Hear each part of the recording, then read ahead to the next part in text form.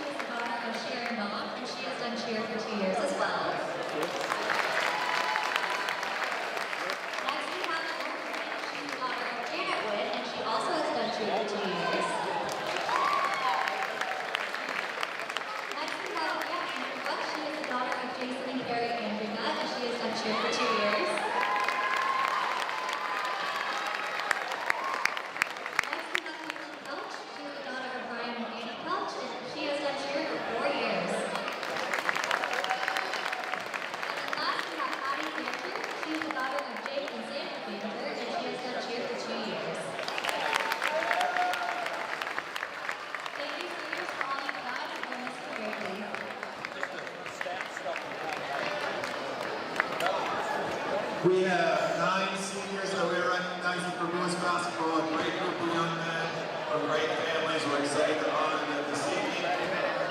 First up, we have Isaiah Breed, his parents, Kent and Deanne. Isaiah is a true competitor and immediate on the team. Next senior is Tyson DeVries with his parents, Randy and Jody.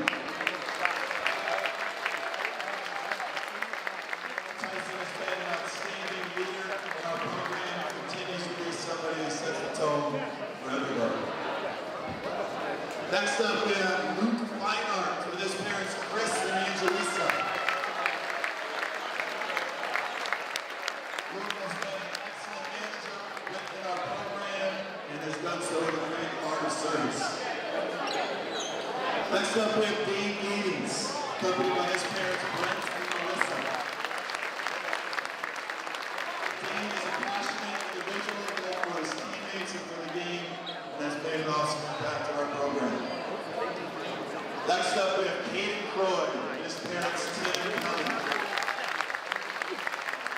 Caden has a great positive attitude, has been extremely coachable these last couple of years, and we've been very happy to have him.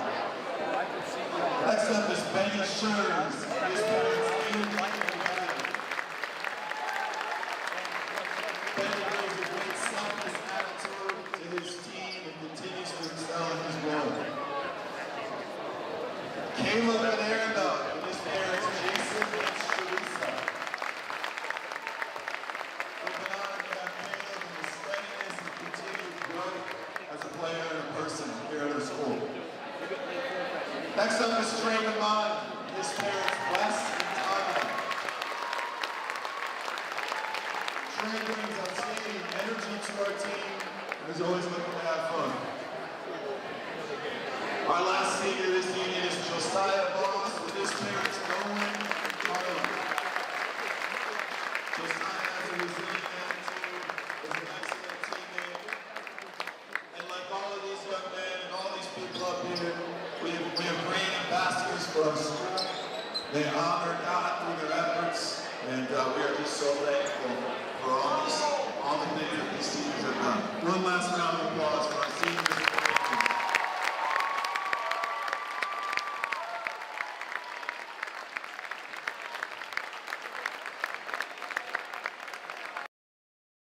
Your business, farming operation, or personal financial journey. We go beyond banking. We share in the life of the community. Marion County Bank, serving you, building community. Member FDIC. And this will wrap up our Cabinet Design Pella radio postgame show, where they expand and enhance your ideas beyond your expectations. Call Mike Blom, the cabinet guy at Cabinet Design Pella. Time to go in closing, presented by Light and State Bank. Grow strong with us. It's our continuing coverage of Pella High basketball on 92.1 KRLS after the Dutch finish a busy week. 3-1 with a 51-38 win over their rivals from Pella Christian, here with head coach Blaine Forsyth. And coach, it felt like a game where you've played 3 games in a week. Your girls were fighting through, and I know they probably had some tired legs, especially after a great game last night. The Eagles on the other side gave your girls everything they could handle and then some. Got the game close, but at the end of the day, you persevere and earn another tough win this week. Your thoughts about how your girls overcame so many obstacles, including a very good Eagles team, to find win number 3 this week? Nope, let's get you maybe turned up here. Maybe? Are we here, Trevor? Do I have the right connection on here? I don't hear Blaine Forsyth. Blaine, I feel so bad about this. Let's go ahead and move the headset over here. Sorry, Trevor, you got to share. This is great radio. 2 longtime professionals here. This is my fault. Don't blame Trevor. Let's have Blaine Forsyth. Can we hear you now, Blaine Forsyth? Good? Yes, we there can. We go. So, Blaine, your thoughts about this great win for your team and your ability to persevere with some really tough obstacles? Yeah, credit to Coach Fowdy. He's done such a great job here, and just, happy for him, happy for Pella Christian, and they put up a fight, and they never back down from our pressure, and so kudos to them, and I wish them all the best as they go through their regionals. I think they're going to be a tough out for some 2A teams. I wouldn't want to see them in a bracket. But extremely proud of our girls. To play 4 games in a week is tough, no matter what style of basketball you play. But when you're a team that wants to get up and down the court, it makes it even more challenging. And our girls were feeling it. Their legs were tired. And we talked about just finishing it. And I thought our girls did a great job of finishing and responding to the different runs that Pella Christian went on, and ultimately coming out with a win and going 3-1 this week was a great finish to the week. Well, and this is, a similar story to what happened Tuesday with Oskaloosa, right? You get out to a lead, your pressure's working early, but credit PC, they found a way. They actually tied the game at some point again in that second quarter, and then you're able to kind of pull back there. Again, more of a game of runs like Tuesday set up. Maybe in a weird way, probably good that you played that kind of game on Tuesday where there's a team that's kind of nipping at your heels, and each time your girls had a response. Yeah, we did a great job, and I thought we responded, to a lot of adversity this week, but as we get ready for this postseason, these are the types of the games that we want to be in. We need to find ways to win. It's not always going to be pretty, but our girls stuck together and we're able to finish it down the stretch. Well, and you're a team, obviously, that leans so much on its defense. And Trevor and I had this discussion on the air, and I know you won't pick one favorite player over another, but Abby Warner means so much to your team. When she was on the floor, it was a difference. PC got their openings. It felt like whether it was that moment where she went out there in the second quarter where she was getting a breather, Abby Warner was the difference maker in this game. Just her defense and everything. It seemed like she was a magnet for the basketball. Yeah, she gives such great effort, and you're going to get her absolute best every time that she's on the floor, and she really sets the tone for us defensively. And I got to believe when teams are going in to playing us, they're trying to figure out ways that she's not guarding the basketball. And I'm guessing this is a career high for her with 16 points. So just extremely proud of Abby and how she was able to kind of put the team on her back tonight, but also distribute the ball and find players she just really sets the tone for us, and I couldn't be happier for her. Had those big threes in the fourth quarter that ultimately put the game away, too. Abby Warner, 15 points, 6 steals, 5 rebounds. Here with Blaine Forsyth, head coach of the Pella girls basketball team. This interview powered by Hy-Vee. And, Coach, the road doesn't get any easier. We'll talk about that in a second, but let's just take one last look here. 3-1. You play the number 4 team in Class 4A down to the wire. You're in that game against CCG. Obviously, nothing was pretty or perfect about the week overall, but it was a state tournament type of week, and it was really, really good opponents from Indianola to Oskaloosa, and really seeing over half this conference. I imagine evaluation-wise, A, you want your girls to get some rest, but B, week well done. I think you probably got what you wanted out of it. Yeah, absolutely. And to go 3-1 in a week like this is great for our girls. I hope that they see it as a great learning opportunity and a great confidence. Learning to play when we're tired and when things are challenging is just something that we didn't experience a whole lot but before break. So to be put in those situations is the only way that you're going to learn. And just happy for our girls and really just looking forward to next week. Well, and Monday's game maybe couldn't be bigger in the sense of, I know we talk throughout the year about postseason implications, but you have 2 teams in the rankings that are in the bottom half of the rankings, and it feels like the winner can guarantee themselves a first-round bye in a home game. We don't know that for sure, but obviously huge implications on Monday versus Norwalk, a team that you played shorthanded the first time around. It feels like a century ago since you played them, but finally you'll get to see the Warriors on Monday, an excellent team in 4A, but obviously a big potential win for your team if you're able to go out there and get it. Yeah, we're looking forward to that. We'll get the scout in tomorrow and kind of review that on Monday. We've had the scout in for a little while, but keep making little tweaks to it as we watch film, and really just excited for that environment. That's going to be again another kind of tournament like atmosphere and a big one for our girls, and I think they're itching to play them, and they're itching to kind of get back at a team that we lost to and see what we can give them the second time around. Well, it's no secret that the scout will include somebody named Bailey Birmingham, and obviously some good complementary players, but you won't say, I'm sure, too much on the air, but I'm guessing you got to find a way one way or another to somehow contain her at least a little bit, because when she goes off, she's so dangerous. Yeah, Bailey's a great player, and she finds a way to get to the line. It's no secret that Abby will be guarding her, so probably the best offensive player and one of the top defensive players in our conference, and really just looking forward to a battle, and looking forward to putting our best 32 minutes of the year together on Monday. Pella head coach Blaine Forsyth following a 51-38 win over Pella Christian. This interview is powered by Hy-Vee. Coach, appreciate your time.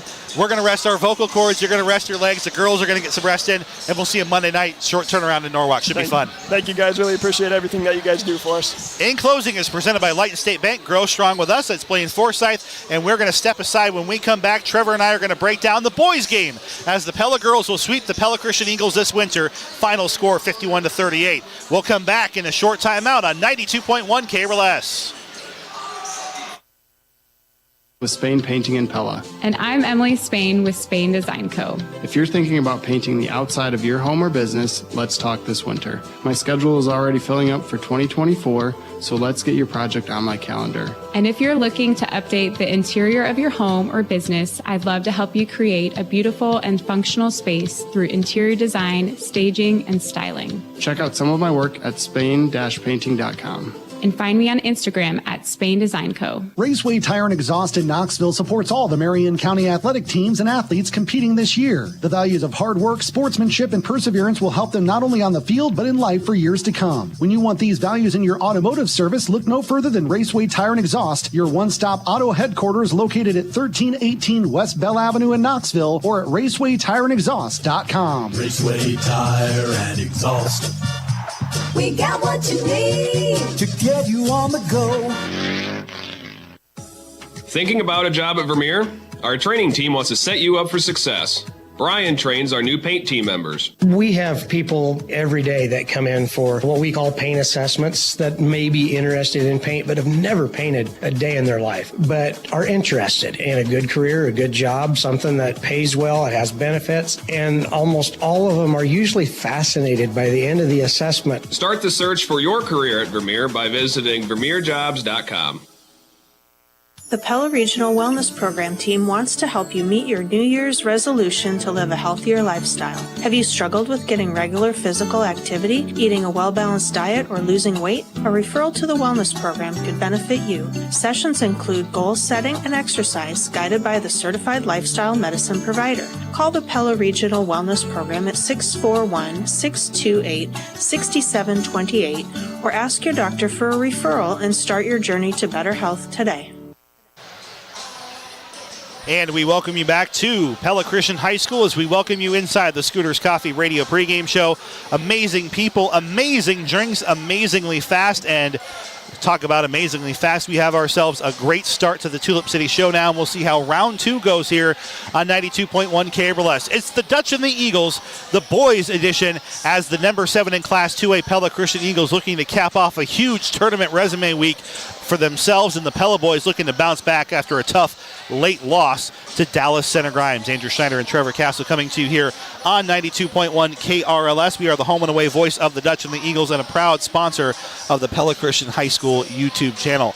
Earlier tonight, as we were talking about in our updates from state wrestling, it was Sierra Becker of Indianola placing 5th. We are still awaiting Emily Spurgeon for a Strouver Cellular Instant Radio update for round 2 of that matchup coming up as well. Let's go ahead and take a look at your game time temperature presented by Van Haften Plumbing and Heating, your local heating and cooling experts. It's still 40 degrees outside, still have that breezy wind to contend with if you're walking out and about throughout the community. So hope you're staying warm wherever you are in your game time temperature presented by Van Haften Plumbing and Heating. They're your local heating and cooling experts. You'll rest easy when you pick up the phone. And here, Van Haften. We're live inside our Scooters Coffee Radio pregame show on 92.1 KRLS. Let's take a look at your colors of the game presented by Spain Painting and Spain Design Company. Pella Christian in their home white uniforms. They have the maroon and gold as always, and Pella is in their road green uniforms, green and white.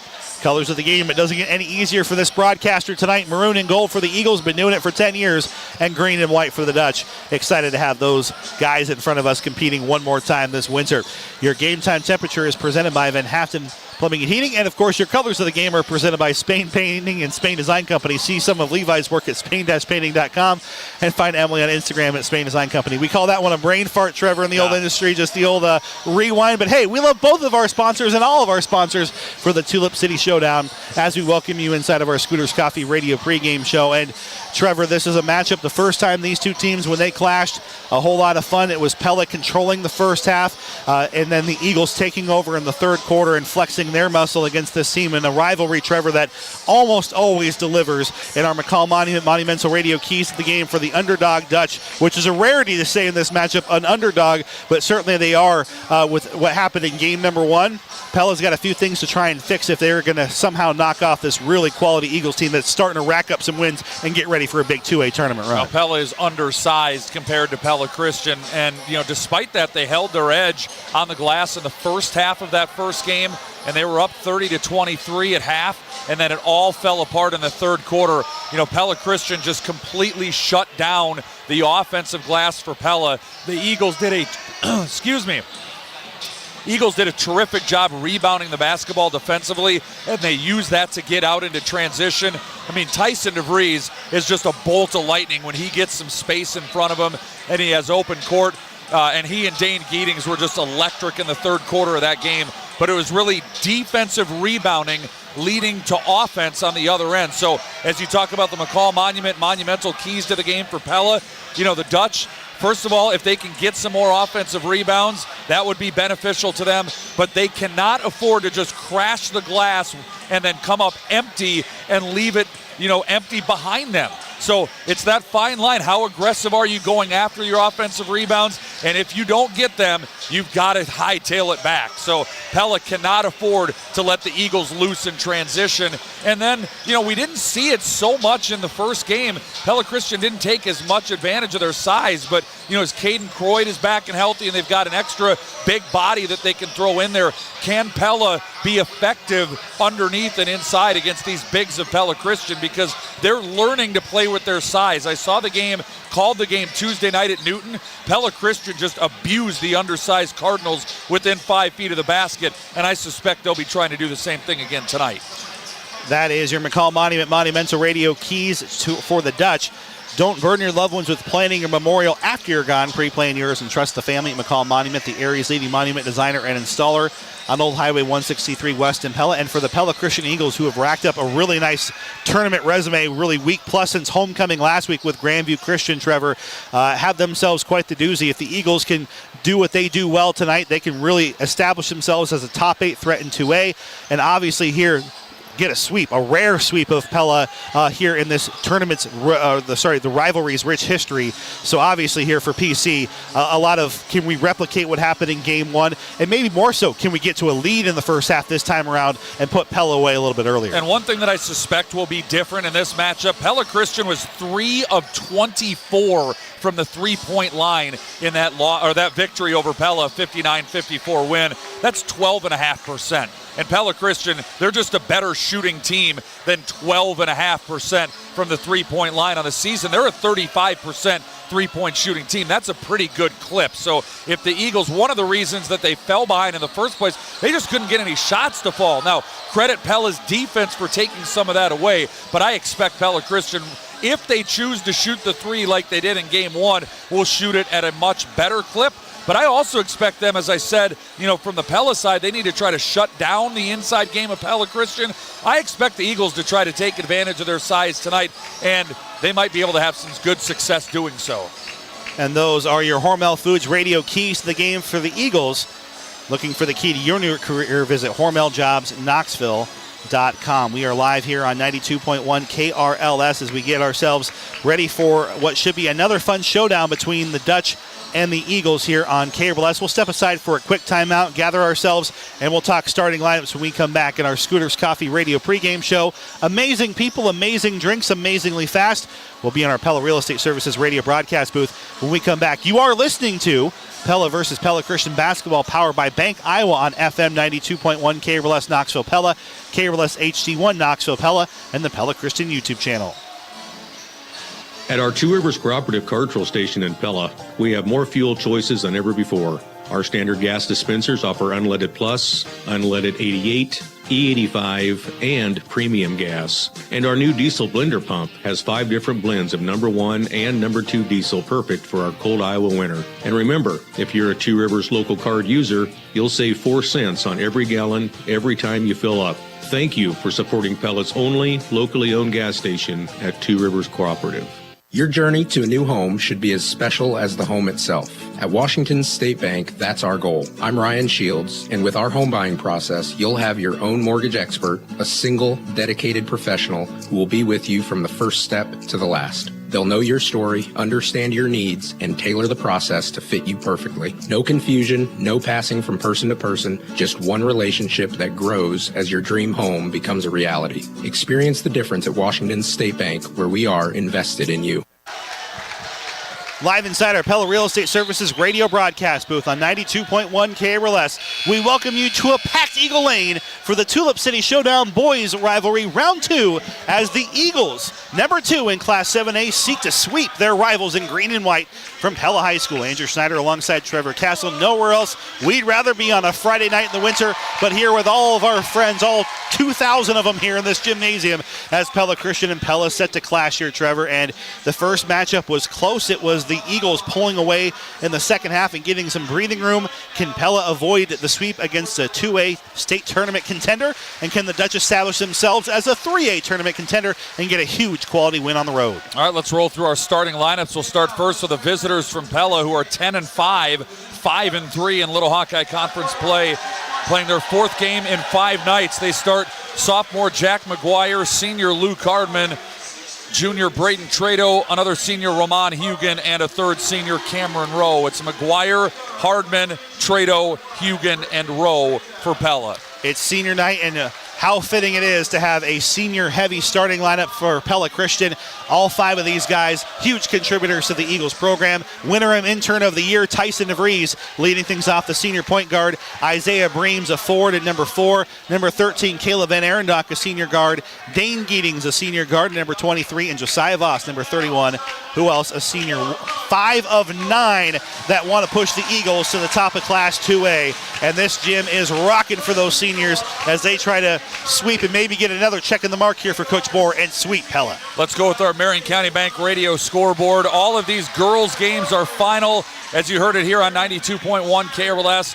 Pella with an 11-0 run late to beat Pella Christian 51-38. Knoxville defeated Davis County 58-47. It was South Hamilton over PCM 59-55. Gulp ACGC beat Pleasantville 66-11. Melcher Dallas over Lamoni 41-35. And Dallas Center Grimes beat Indianola 52-42 on our Marion County Bank radio scoreboard. Marion County's financial leader is Marion County Bank, with offices in Pella, Knoxville, and Melcher Dallas. They're serving you and building community across the county. Well, and Trevor, I was trying to frantically look up some history because I had the overall series record 28-19 for Pella in this century. But it has been a long time since the Eagles have strung together wins. In fact, the last sweep came in 2013 for the Eagles, and that so happened to be a time where they both played twice in the same calendar year in the 13 season. So can Pella Christian snap some long-standing history here? Back-to-back wins in the year 2019, but one was in the 2018-19 season, the other in the 19-20 season. Then Pella won 5 in a row. The Eagles have won 2 of their last 3 in what is one of the most competitive and fun boys basketball series around. Christmas comes 3 times, maybe 4 times in the Schneider household. WrestleMania weekend, my own Christmas with the kids, and of course, both Pella PC nights. Our opening tip presented by Dutch Mill Supply. Dutch Mill Supply, your only locally owned lumberyard and building material supplier. Ball is in the air. The Eagles control it. We welcome you to the showdown, round 2, between these 2 excellent Little Hawkeye Conference basketball teams. Tyson DeVries hands it off left side to Van Arendonk. Down low, Josiah Voss in the lane. Wow, surprised he didn't go to the rack there. Instead finds Van Arendonk. Backdoor pass to Breams, also on the baseline, right side of the basket. And a whistle. Tipped out by Trado. PC ball. 7:39 to go in our Pella Real Estate Services radio broadcast booth. Eagles with 15 seconds on the shot clock. DeVries on the far side Pella Christian logo. Here's Breams, top of the three-point line. 8 to shoot. Giedings with Rowe working on him. 3 seconds to shoot. They're going to have to get something off. It's a shot clock violation. Wow, that is, Coach I'm Bohr. surprised. I mean, this is only the second year of the shot clock. It's not like these guys grew up playing with it. But as you mentioned in the starting lineups, this is a very senior-laden group, and that's just a mental mistake you wouldn't expect. Coach Bohr just exasperated. Because that's the thing, you got 4 freshmen out there, and it's week 1. Yeah, we missed the shot clock, but I think a lot of possessions are going to count here tonight between these 2 stellar teams. McGuire out to Trado. Trado left side, flips it in the corner. Rowe uncontested 3. Yes, and Cameron Rowe gets the 3-point shooting started for the Dutch, up 3-0. On the other side, Breams has his shot recycled by McGuire, and it goes into the arms of Ramon Hugan.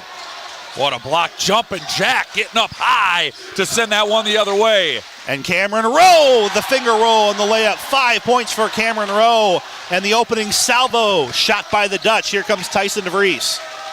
Now you've seen that Rowe can score in bunches, and he's gotten off to a real hot start just a minute and a half into this game. Pella Christian in the corner. Van Arendonk trying to quell the crowd. He can't get it to go. Loose ball rebound to Hugan. Pella Christian at 13-4 overall. The Pella boys at 10-5.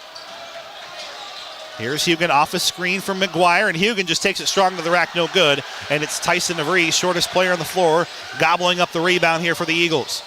Kick out to Breams. Breams a shot fake, hard to the hole for 2. A nice attack. Defender tried to slide over, but Breams stayed strong, went up strong, and got it to go. Cameron Rowe backdoors the pass to McGuire, and it bounces on the baseline, and down goes Giedings, and down goes Rowe. I think can't believe it. Giedings took the worst of that one, but he's okay. And it's a turnover Pella. The official was right on top of it. Oh, that was a good call. He got himself just a little bit too far towards the baseline to be able to make that pass. 5:58 to go. A UCS Healthcare game reset opening quarter. Dutch 5, Eagles 2. No fouls. Everything just fresh and starting here between these 2 longtime inner city rivals.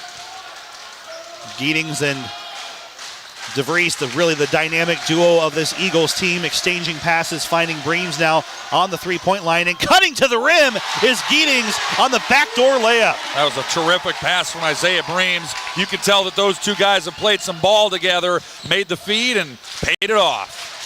And here's Braden Trado stepping and weaving through the defense for two. Braden Trado, almost the forgotten class on this Pella basketball team in many ways, with the great sophomores and seniors, and as a point guard, a fantastic player, getting the Dutch a 7-4 lead. It was Voss looking for the tie, no good, and Trado the rebound for Pella. In the corner, here's Luke Hardman, the All-State football player, flips it over to Rowe, the All-State tennis player. The multi-sport athletes on this Pella team, phenomenal. Here's Trado, back out to Hardman. 4:56 remaining here in the quarter. Spin move from Hardman. Kick out. Hugen on line three. It's long, no good. High rebound control by Josiah Voss. And here come the Eagles with Breams. Both teams want to get it up the floor quickly. That doesn't mean you have to get to the rim quickly, but they want to get into their offense and get things moving. A 7-4 Dutch advantage. Top of the circle, Breams. Works it over to Giddings. Giddings thought about a step back three. Kept his foot off the ground to avoid the travel, and then that's a tip and a steal for Jack McGuire. Turnover, Eagles. And Pella has it their half of the floor. Rowe thought about a shot. A lot of hesitating between these teams. Who doesn't? Luke Hardman. And he buries a three and forces a J.D. Bohr. Pella Motors timeout 10-4. 4:13 in the first quarter, and the Dutch opening early saying, hey, we want this one. Well, this is a Pella team that only scored 10 points in the entire first quarter last night against DCG. I think they scored 11 on Monday night in the first quarter against Indianola. So they've gotten off to some slow starts this week. And here are 10 points, and we've only played a few minutes, and they're up to a 10-4 lead. Live here on 92.1 KRLS, the Dutch 10, Eagles 4, and we know this is far from the final margin as these two teams looking to light it up here between these games. And obviously, Trevor, we're still awaiting word on the state wrestling tournament. We have those updates and had them all day on 92.1 KRLS for Emily Spurgeon, and we will try to get that update here momentarily. I know they're getting close to 155. In fact, 155 going on right now. Emily Spurgeon and Skylar Slade, number one preseason, got upset on her way to the state championship. See what happens for Emmy Spurgeon. In the meantime, here it's 10-4, 4:13 remaining in the quarter on KRLS. Quick Strawber Cellular Instant Radio update at the end of the first quarter. South Hamilton 17, PCM 11.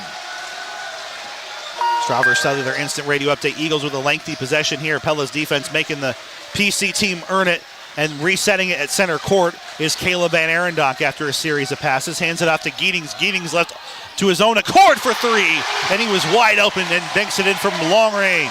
Now, Dane Giddings doesn't care if he's 5 feet behind the three-point line. If he's open, he's shooting, and that time he knocked it down. Pella Christian halves the lead to 10-7. Good screen set up there to free Giddings as well.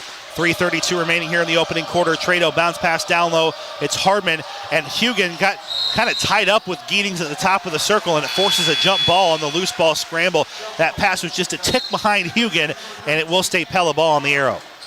Pella Christian with their 2-3 zone defense that they've really continued to improve as the year has gone on. These guys are so long, they're so quick. It makes passes like that difficult because there's just not much room at the first level, and even if you get by that, then there's another wave right behind it with long arms. A long inbounds goes into the freshly checked in Austin Schulte, son of Derek. Caden Croyd at 6'9" is in the center court for the Eagles' first substitution for Josiah Voss. Right side here is Hardman, top of the circle to Ramon Hugen. Hugen bolts it left side to Trado. Shot clock down to 0, and hitting it at the horn is Braden Trado. Boy, that's an in-your-eye jumper for Braden Trado with no time left on the shot clock. That's a big money play. 12-7, Dutch up by 5. Breams is double teamed, and then Hardman just, I think, knocked into Breams.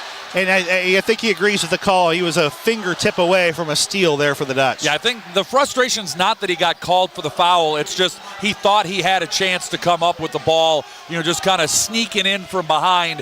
Had a look at the ball, but too much of the body on the way to the play. Inbounds in for the Eagles. It's bulleted from DeVries out to Giddings. What a find as that ball nearly went out of bounds, and it cashes in for the Eagles. Well, three. Who's always open is Dane Giddings as he gets loose for the second time tonight. from behind the three-point line. He's knocked them both down. Who's always open, presented by Anytime Fitness. And Giedings is a man for PC. You want open and you want shooting. The finger roll no good for Luke Hardman as it's rebounded here by Pella Christian's Van Arendonk. And the Eagles looking for their first lead, no. And then a foul, though. They'll have a chance to tie it after Hardman picks up his second quick one here on the rebound opportunity. Or no, they did get Schulte. I thought that was Hardman, but Schulte must have poked in from behind. That's where the Pella Christian system where, they raised their hand on the foul. That can save you a couple times there. I thought that was on Hardman. There was contact everywhere. Croyd gets a lead-in pass, and Hardman will get the second foul anyway as he was behind Croyd, who will get 2 free throws and a chance to tie. 2:16 remaining in a UCS Healthcare game reset. Pella 12, Pella Christian 10. That is the second foul on Luke Hardman, so he will hit the pine here for Coach Schulte momentarily. And it's 3 fouls on the Dutch, none for the Eagles. So Tyson Barnes is in. Cameron Rowe rejoins us. And for Pella Christian, looks like it's Benny Schurz making his first appearance. 2:16 remaining opening quarter. Dutch will escape with this lead on this possession. It's the first point of the night for Caden Croyd, who's 1 of 2 at the line with our first free throws. Pella shooting well early, 5 of 8 in this ball game. Check that, 5 of 7. Tip and a steal, Van Arendonk forcing the Dutch turnover, and he'll cash in for 2. Caleb Van Arendonk getting the crowd into this one. The Eagles their first lead, 13-12 on Pella's second turnover of the game. There's a tip and a near steal again by Van Arendonk. And that's what's so difficult about this 2-3 zone. And Andrew, this is why Pella Christian can make a run in Class 2A with their defense. They have scorers, they have shooters, they have a guy like Tyson DeVries, who can, let the offense, kind of run the show, but their defense can be very dangerous. Deacon Branderhorst is onto the floor here for PC. It's Austin Schulte at the top right side here to Trado. 13 seconds on the shot clock, 1:36 on the game clock, as Coach Bohr knows who the troublemaker is for the Dutch. It's McGuire draws a double team. Croyd gets a block, rebound to Branderhorst. He was 8 inches above as Croyd went down and slashed that block shot. Croyd saves a pass and then loses it. Steal will go to Cameron Rowe. And then another recycle. Block. Benny Schurz on the block that time. But McGuire gets the putback to go. It is a block party for PC here on Eagle Lane as their big guys are just going after the ball. And that time the block shot will go to Jack McGuire, and officials Pella Motors timeout for both teams here. And there's some discussion happening between the teams as Cade McGuire is checking in for Tyson Barnes. Emmy Spurgeon, by the way, about to give us some Strawberry Cellular instant radio updates from State Girls Wrestling. Meanwhile, 1:09 in our game clock here. So Barnes has to check out. It's 14-13. So the Dutch had led the entirety up until the Eagles took the lead, and now Pella takes it back. 3 ties or lead changes in the game so far. Here's Giedings, gets it over the timeline, works it right side to Branderhorst, and it's off of McGinley. I think a little sell job there by Branderhorst. I almost thought that went out of bounds, but McGinley must have been close, and it will stay Eagles ball. Strawberry Cellular instant radio update at the end of the first quarter. Knoxville 20, Davis County 18. Andrew, I've got Pella 4 of 7 from 2. I think all 3 misses are blocks in close. Yeah, that's been a lot of block shots so far. Benny Schurz got on the party. Josiah Voss was looking for a 3. It's Austin Schulte clearing the rebound here for the Dutch. The Eagles letting it fly early, 2 of 6 from three-point line, both makes by Giedings. And there's another, that's a near block as McGuire went up for a spin move shot. He's got that patented spin move, and I initially thought he got blocked by Van Arendonk, but they call a foul on Caleb. First on Van Arendonk, first of the quarter here for Pella, or Pella Christian, I should say, excuse me. McGuire short arms the first one. Andrew. Strawberry Cellular instant radio update, end of the first quarter. DCG 28, Indianola 1. Ugh. Coach Ebling had a state tournament team fall short a season ago, and he could not be further from that this season. But you know what? They're freshmen, they're young, and they are a hungry team as McGuire goes over, and Van Arendonk clears the rebound here for PC. 14-13 here. 8-second differential shot and game clock for PC.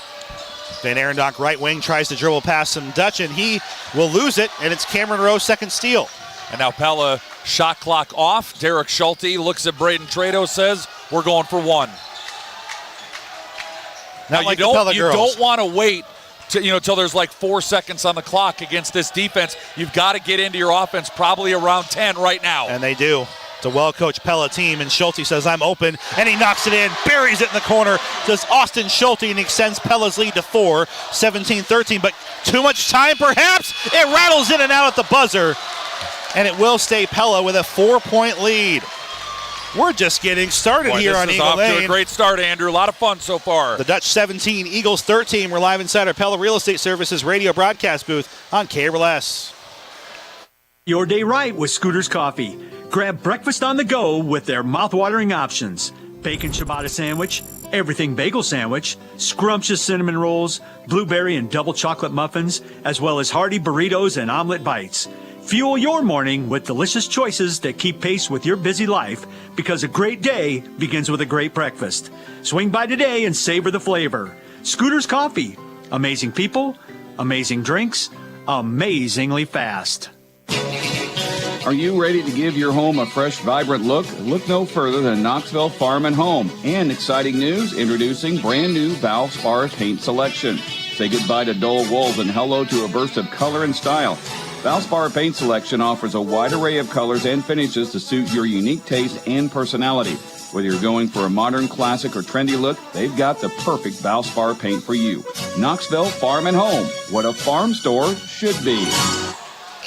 In case you missed it, presented by the veterinarians at Tri-County Veterinary Clinic, Pella has built a 4-point lead, largely without one of their studs, Luke Harbin, who's playing with 2 fouls here in the first half. He's still on the bench for Coach Schulte. Pella, a 4-point lead. In case you missed it, presented by Tri-County Veterinary Clinic. They're the veterinarian. Inside our Pella Real Estate Services radio broadcast booth, Cooper Sprunk is on the floor for the first time tonight for the Eagles. Tyson DeVries back in. They're down by 4 against their arch rivals from Pella High School. It's another Eagles turnover, their 5th of the half so far, and Cade McGinley the steal. And then he has it knocked out and then tried to recover and loses it out of bounds. Tyson DeVries forcing that turnover. Both teams shooting pretty well. Pella is 7 of 11 so far in this game. You know, they're just getting some shots erased at the rim. Pella Christian is 5 of 11 themselves. So not quite as good shooting, and that's why they find themselves down by 4. Cooper Sprunk out to Dane Geetings, a shot fake by the sideline. He finds Voss, and there's Tyson Barnes blocking a shot, and he'll end up with a rebound. Boy, he got way up there against Voss, giving up a couple of inches. Cameron Rowe loves the dribble drive, didn't have his kick out there, so instead he'll flip it high to Schulte, right wing. Wraparound pass is knocked out of bounds by Dane Geetings. Whew. I thought that may have gotten off Rowe's fingertips after the tip by Geetings. I thought it went tip and out of bounds, but the officials only saw the first one off PC. So Emily Spurgeon, by the way, Strawver Cellular Instant Radio wrestling in her third place match. Pella's McGinley saves it. Heads up play off of Breams after he found himself in double team trouble on the far sideline. 12 seconds on the shot clock. Pella has a 4-point lead and the ball. 7:04 second quarter. Luke Hardman back in with 2 fouls. Didn't play much in that first quarter. Did hit 1 3-point basket, but spent, probably 5 minutes of it on the bench. And he'll have to be careful here. He wants to keep it at 2 until we get to our Central Tire and Auto halftime show. Right side, Schulte with a second on the shot clock. Pella nearly banged it in again, and then Rowe got the rebound and a jump ball tie-up. And the arrow will stay with Pella on the offensive rebound. Good recognition by Barnes. At first, it's like he's a foot inside the 3-point line. That's not a great shot. Tyson not usually one to shoot that, but there was only 1 second on the shot clock, so great recognition. Well, turnover Pella as it hits off a couple of Eagles. Dane Geetings will get credit for the steal. On the other side, DeVries for 3. And it's a 1-point game. Tyson DeVries, dangerous, especially in rhythm. And now a double team trap on Hugan. Eagles trying to get that defense working. Hardman, the lunch pail man himself, knocks it in for 2 from the free throw line. Silky smooth on that jumper. Yeah, that's such a lost art nowadays. Everybody wants layups and threes, but that midi game and Luke Hardman, that, as you said, silky smooth. And of course, it had to be at the free throw line where he's a 94% shooter. And there's a travel on Geating's 6th Eagles turnover of the half. We're going to see number 25, Landon Franzman for the Eagles first time. Barnes out. Well, the most effective way to attack a 2-3 zone defense, Andrew, is at the free throw line, right? You've got to run. You've got to have a pivot man there that can shoot the ball if they let you there, and you have to have somebody that can distribute, try to get the ball down low. And Luke Hardman is one guy. Right now they're running McGuire in that spot. Here's Ramon Hugan, left side to Cameron Rowe. Pella has a 19-16 lead, 6:04 second quarter over the Eagles. In the corner, fadeaway 3 for Schulte, misses, was contested. There's McGuire, jumping jack, another putback for 2. The double-double machine this year. Yeah. A long time since Pella's had a double-double machine, and no one quite like the sophomore.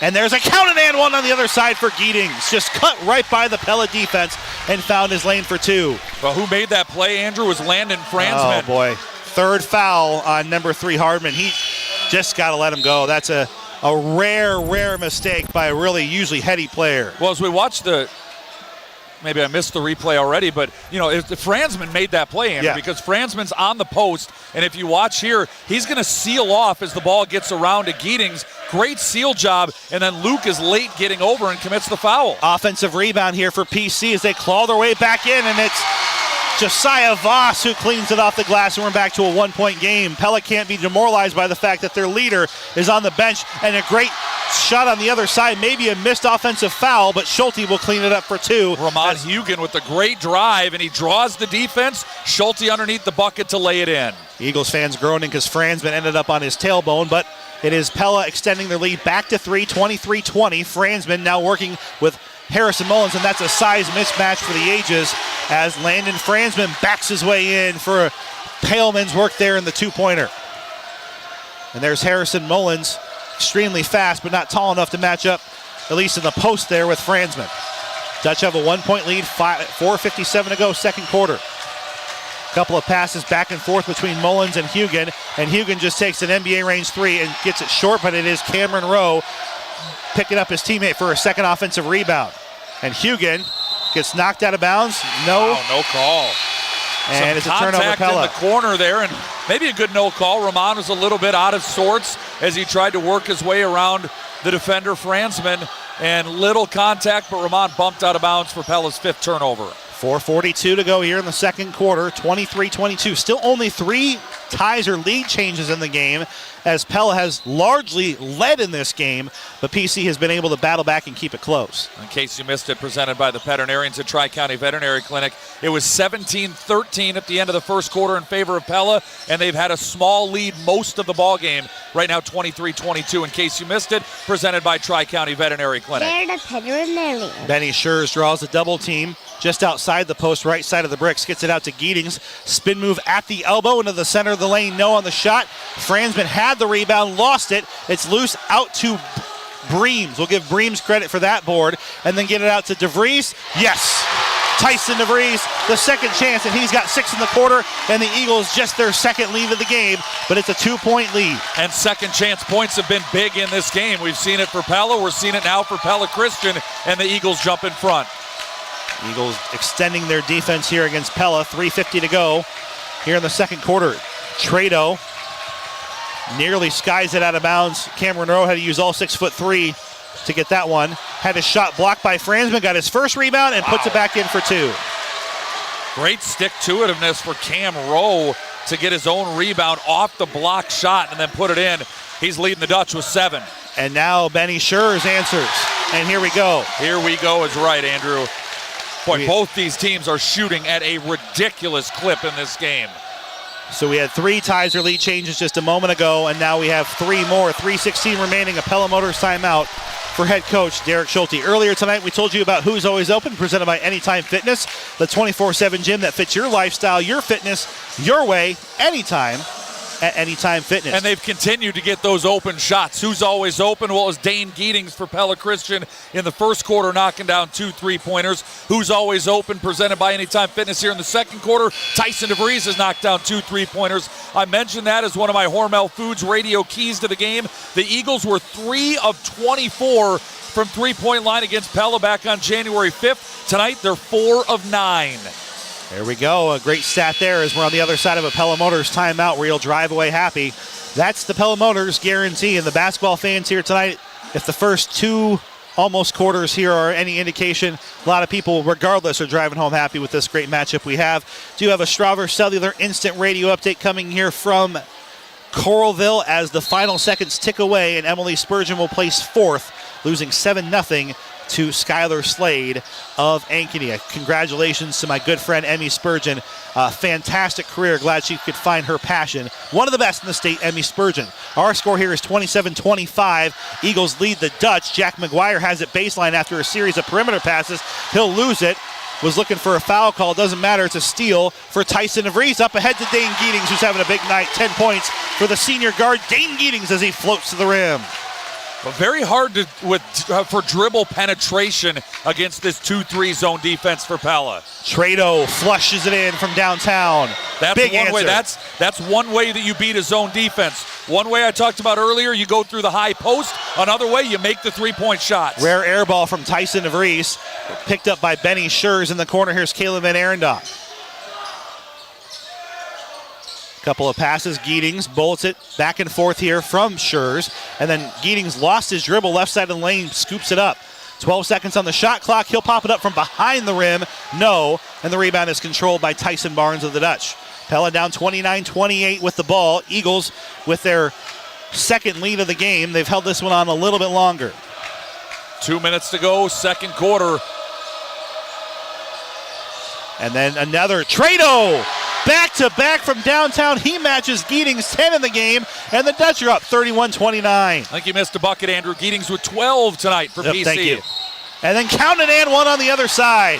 Caden Croyd, he was on the left low block, and he's got those long legs, long arms. He's able to reach underneath the basket, scoop it up from the right side, off the window, and in for 2. We'll call that our drive to the basket, presented by Gilchrist Hewitt Hardware and Design Center.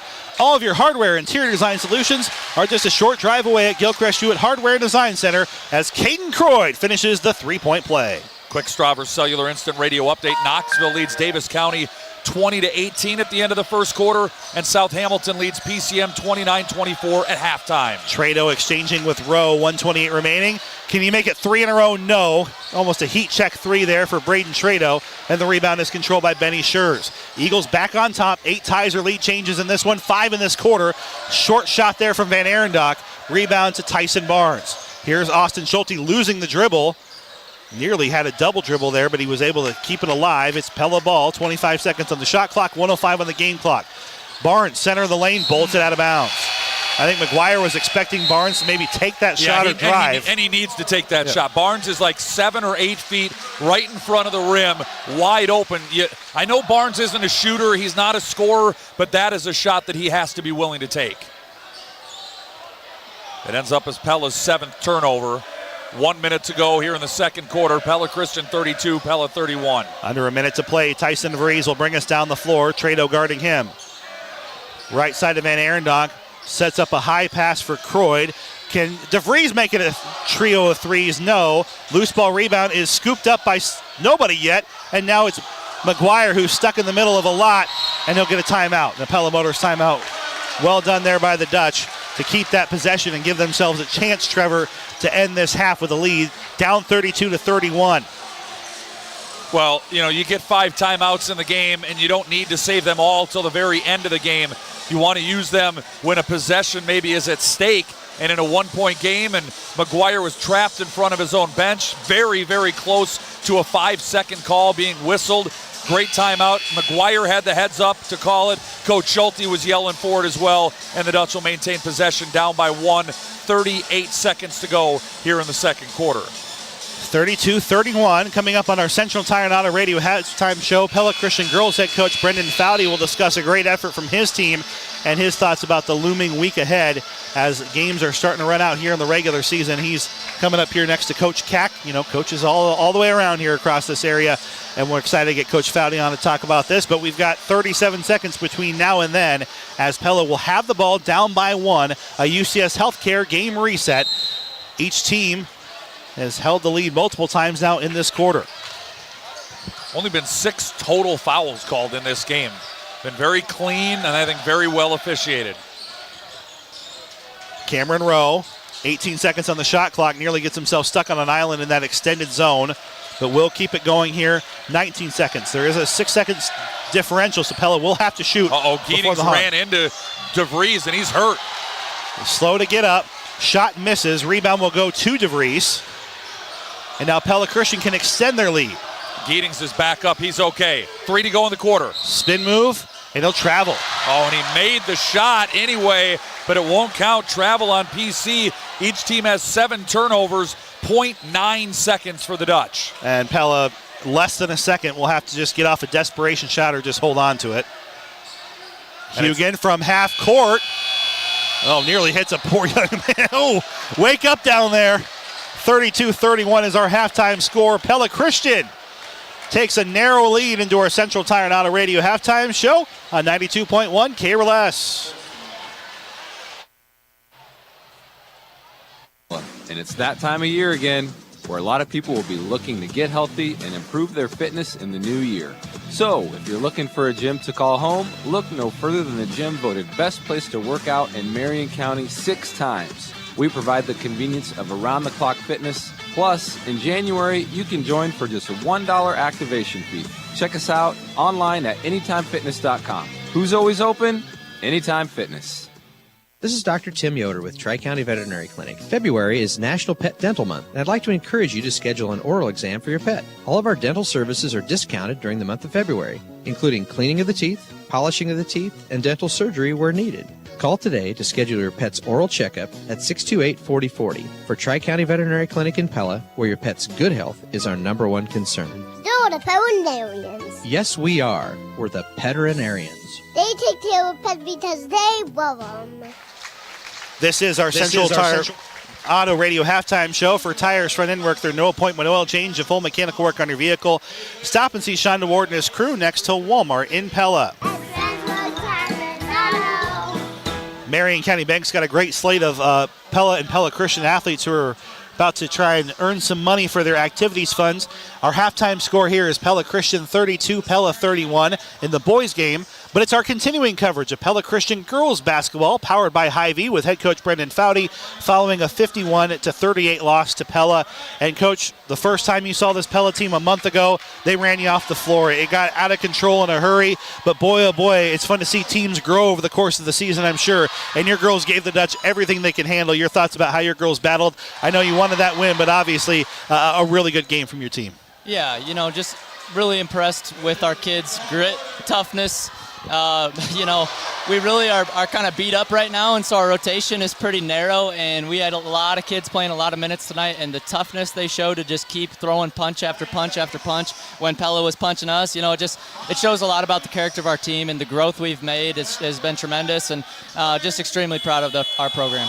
And there's a lot of ways things can go right. It was a similar start. Pella's frantic defense, you had a lot of turnovers. You fell behind early, but instead of the one way it went the first time your girls regrouped, had a lot of good press breaks, a lot of good early buckets by Rachel Kakmarinsky to get things going again, and a different story. And credit your girls, right? They could have just thrown their hands up and said, hey, Pella's going to run us off the floor, but this time it didn't happen, and things really changed, and a lot of good adjustments by your team. Yeah, absolutely. You know, we've just grown every single day, and, you know, we talked about this week, since the last time we played Pella, we're a different team. And so, you know, we definitely made some adjustments and tried to attack things a little bit differently than last time. But honestly, you just got to credit the hard work our kids have put in. They keep showing up every day to work hard, and we keep getting better day by day. And you mentioned your rotation. Jessa was not playing, and that obviously really takes a really good defender from you away and a good ball handler away. But instead, a couple of different girls stepping up into that role. And like I said, you had a lot of good press breaks that turned into points. Again, Game 1, you couldn't get the ball down the floor. Game 2, you have players who are not in their normal spots getting it down and creating some productive offense, and that ultimately kept you in the game through the first couple of quarters into the third. Yeah, you got to give some credit, I think, to Chloe Snyder. She's really stepped up. I challenged her at the beginning of the year with some JV minutes to really focus on becoming a better ball handler. And, she's taken every challenge I've given her, including that one, and just run with it. And she's grown so much. And so Faith certainly did a really good job, too, leading, obviously. She's just, a lot of pressure on her in a game like this, and she just handled it so well. So, yeah, I could list off a bunch of girls, but really just a great all-around effort from our team. Brendan Fowdy is head coach of the Pella Christian girls basketball team. This interview is powered by Hy-Vee. And, Coach, the one name you haven't mentioned yet, but we've mentioned a lot this year, and arguably her most complete game of the season, Rachel Kakmarinsky on both ends of the floor, 20 points, 16 rebounds. She was phenomenal and really did some heavy lifting for you on both ends of the floor, and a player that is just, it's amazing. We're just getting to the surface of what she's capable of, and she put together an excellent game against her rival team. Yeah, I don't know how my iPad says 21 rebounds and you got 16. I don't know. We lost count. Right. I hope mine is right. She just, I asked her just now, are you tired? And she said no. And it's amazing. That kid just keeps fighting and fighting and fighting and fighting, and obviously she's got some good athletic ability, and just, there's not much you could say. It's just, she's so fun to watch. She does so much for our team, and she's going to be upset that we didn't win this game, and I guarantee you she's going to be motivated to get back at Pella a couple times next year. Well, and obviously this caps off a week, as we talked about, just of continuous improvement. A nice win earlier in the week against Newton. You learn your postseason journey, and you and I will, and Tyler will all talk about that coming up soon. But obviously, as you look back at this week, I imagine you just got to be pleased with another step forward. We started the season with a bunch of freshmen and a couple of seniors and some other underclassmen mixed in, and this team just continues to grow as you're hitting the stretch run. Yeah, and you say a good last week. I think it's been a really good stretch ever since break, really, for us. We've just continually grown. And we just got to keep taking it day by day, not look ahead past the game that's in front of us, and just prepare every day and try to get 1% better.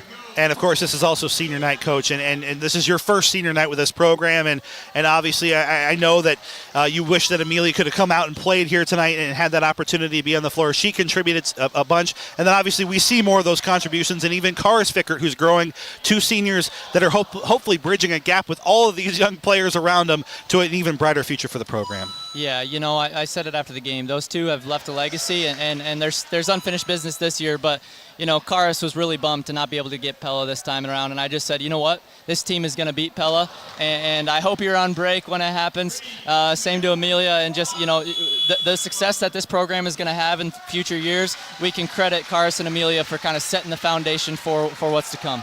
Well, and let's talk then in the immediate short term. You get a little bit of a break over the weekend, and then you're back here quickly at home on Monday. A ranked Sheraton team in Class 3A that's had a really nice job in the South Central Conference. Coach, your thoughts about the quick turnaround? Another nice, tough opponent, and a different look than maybe some of the Little Hawkeye Conference style you've been seeing a lot lately. Yeah, I've seen a little of them in scouting some of our other early season teams, but to be honest with you, Andrea, we were so focused on this week that I haven't looked at them much. So I know they've had a great year. They've played some tough teams pretty tight. So, we're excited for that opportunity, and we'll get to the film tonight and tomorrow and be ready to go. And that game will be broadcast right back here on the Pella Christian YouTube channel and on 92.1 KRLS. Pella Christian taking on Sheraton. They'll follow their rivals here at Pella 51-38. This interview with Brendan Fowdy is powered by Hy-Vee. Coach, congratulations on a great week and a great stretch here as you get ready for the postseason. I know Tyler's really excited to take you into tournament time, and we're excited to see these final few weeks of the regular season. Yeah. Thank you, Andrew. Appreciate it. And we'll have more of our Central Tire and Auto Radio halftime show coming up after this as we are continuing our halftime score here, 32-31. The Eagles boys on top of the Dutch. If you're looking for the best burger around, look no further than Wood Iron Grill. Home of Iowa's Best Burger 2019, Wood Iron Grill serves delectably crafted cuisines and beverages with intentional service. Try their famous Iowa's Best Burger, their mouth-watering tenderloin, a chef's feature, or their unique spin on your comfort food favorites. At the Wood Iron Grill, they are deeply gratified by the opportunity to forge a legacy of inspiration, connection, and acceptance for all who enter. Open Tuesday through Saturday, 11 a.m. to 9 p.m. Wood Iron Grill, making memories one plate at a time. At Knoxville Hospital and Clinics, we're invested in your health. Hi, I'm Dr. Jared Riekfeld, a family medicine physician at Knoxville Hospital and Clinics, and I'm accepting new patients. Keeping you and your family healthy is important to me. I enjoy caring for patients from birth to geriatrics, and really enjoy getting to know my patients. Trust me with one of the most important things in your life, your family's health. To schedule your appointment with me at the Knoxville Hospital and Clinic, call 641-842-7211. Grow strong with us. Lighten State Bank. Lighten State Bank. Lighten State Bank has been helping customers grow financially strong since 1911. Our experts in deposit solutions, residential lending, and business banking would love to help you on your next step of your financial journey. Stop into one of our locations or visit us at lightenbank.com. Member FDIC, Equal Housing Lender. Hy-Vee Perks members get Hy-Vee's absolute best prices every day on hundreds of items throughout the store, like Hy-Vee butter for just $2.98, boneless, skinless chicken breasts for only $2.48 a pound, and bananas for just 39 cents a pound. And if you're a Hy-Vee Perks member, you'll also get to take advantage of the Fuel Saver program, where you save big money at the gas pump just for shopping at Hy-Vee. If you're not a member, get signed up today at the customer service counter, and you can start saving today. It's free and easy. Some restrictions apply. The Central Tire and Auto Radio halftime show rolls on. Let's take a look here. A 32-31 Eagles lead over the Dutch. Briefly, inside the numbers delivered by Pella Fiber. Dane Geetings with 12 points leading all scores. The Eagles had 6 from DeVries, 4 from Caden Croy, 2 from Voss, 2 from Schurz, and 2 from Van Arendonk and Breams. On the Pella side, Braden Trado with 10, 7 from Cameron Rowe, Austin Schulte and Luke Hardman with 5 apiece. 3 fouls for Luke Hardman. Watch that in the second half. Jack McGuire with 4. Inside the numbers delivered by Pella Fiber, where every home gets a gig. Join today at PellaFiber.com. And Trevor, our second half adjustments presented by DeYoung Door Service.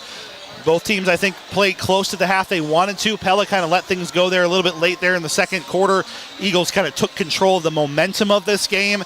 Obviously, a few tweaks here and there for both teams. And obviously, we hope that it's, 32-31 Dutch in the second half and we just go to overtime, right? Well, I'd love to see that. If I'm looking at the Pella side of things, one adjustment, Luke Hardman's got to find a way to stay on the floor. He has scored 5 points, but he's got 3 fouls, and I think Luke maybe only played, 5 minutes in that first half. So he's got to find a way to defend well. He's such a tough, aggressive defender. He's got to be able to find a way to do that without fouling. And, they're trying to penetrate this 2-3 Eagle zone with some dribble penetration, and that's very difficult to do, and they're just not having a lot of success with that. So they've got to be, more willing to go to that high post. I do like that they're shooting the 3. They're 5 of 11 from 3, right? And that's one thing you always say, if you want to take a team out of a zone, and by the way, Pella Christian is unlikely to come out of their zone, but you got to shoot them out of their zone. And you've seen Trado take several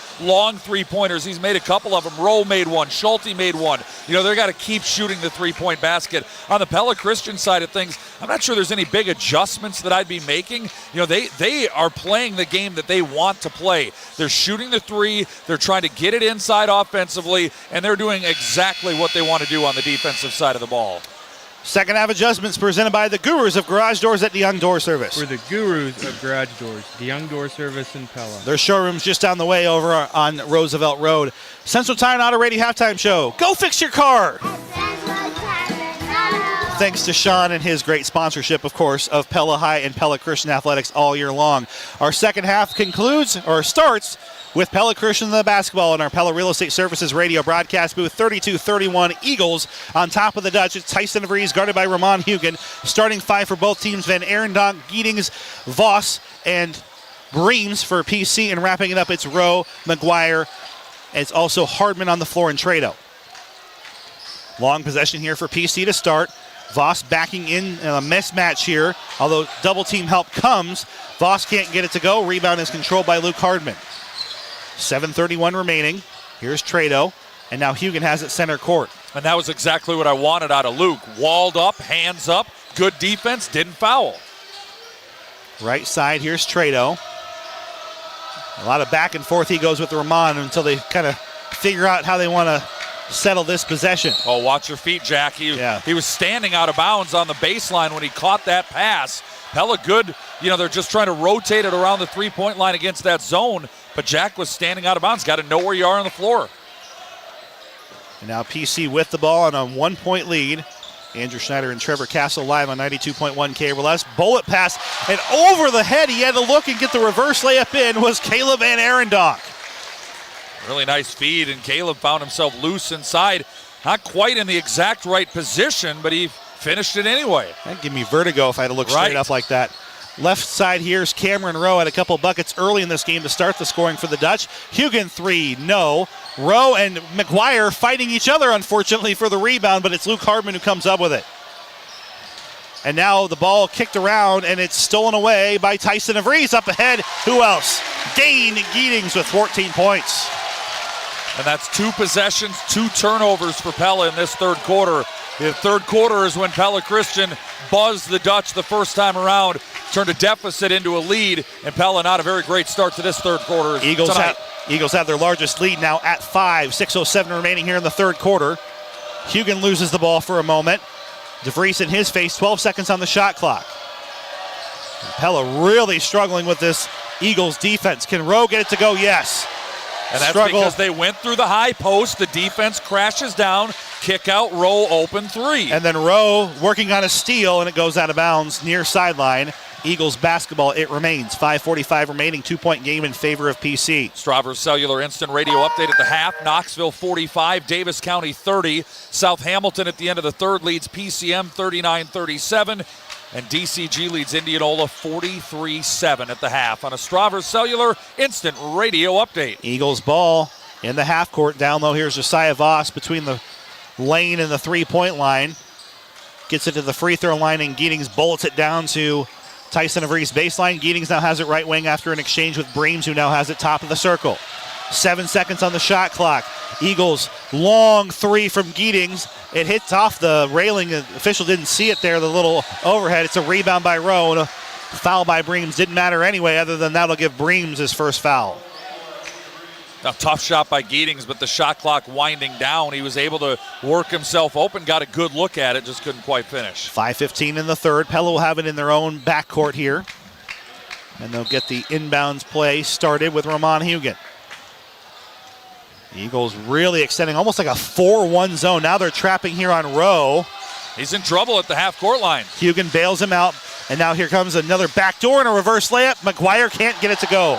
It's been a tough night so far for Jack McGuire, who's just been a step off, and then Hugen will get his hand caught in the cookie jar as flying up the floor was Tyson DeVries. Foul on Hugen, his first. If Pella Christian is going to be that aggressive defensively and out-trapping at the 10-foot volleyball line, out-trapping at the half-court line, if you get past that trap, you have to make them pay by making a layup, and McGuire just couldn't quite finish. 4:58 remaining, and I wonder how much more aggressive Hardman would have been maybe going in if he didn't have the 3 fouls, because he had a decent look at it too. Eagles have a 2-point lead. They've led the entirety so far this second half, 36-34, and have been in control of this game barely since the halfway point of the second quarter. Down low, Breams, block shot, gets his own rebound, and then one's on the other side. Big answer there for Breams, and then a technical foul on Jack McGuire. He was frustrated, the foul call after the one by Breams. So he gets the block shot. I didn't see it. I looked down at my stat sheet, Andrew, so I didn't see. But Derek Schulte's out talking to him, and I imagine that conversation is going something like, you just got to control your emotions there, Jack. Yeah, and he's frustrated because he's missed a couple shots tonight. He hasn't, I think, had the offensive night that he's wanted to have so far, and McGuire needs to go cool off, and this is, so on the technical foul. So it'll be 1 for Breams on the one, and then it should be 2 shots for the Eagles. And the player of their choice. Yep, and then Pella ball.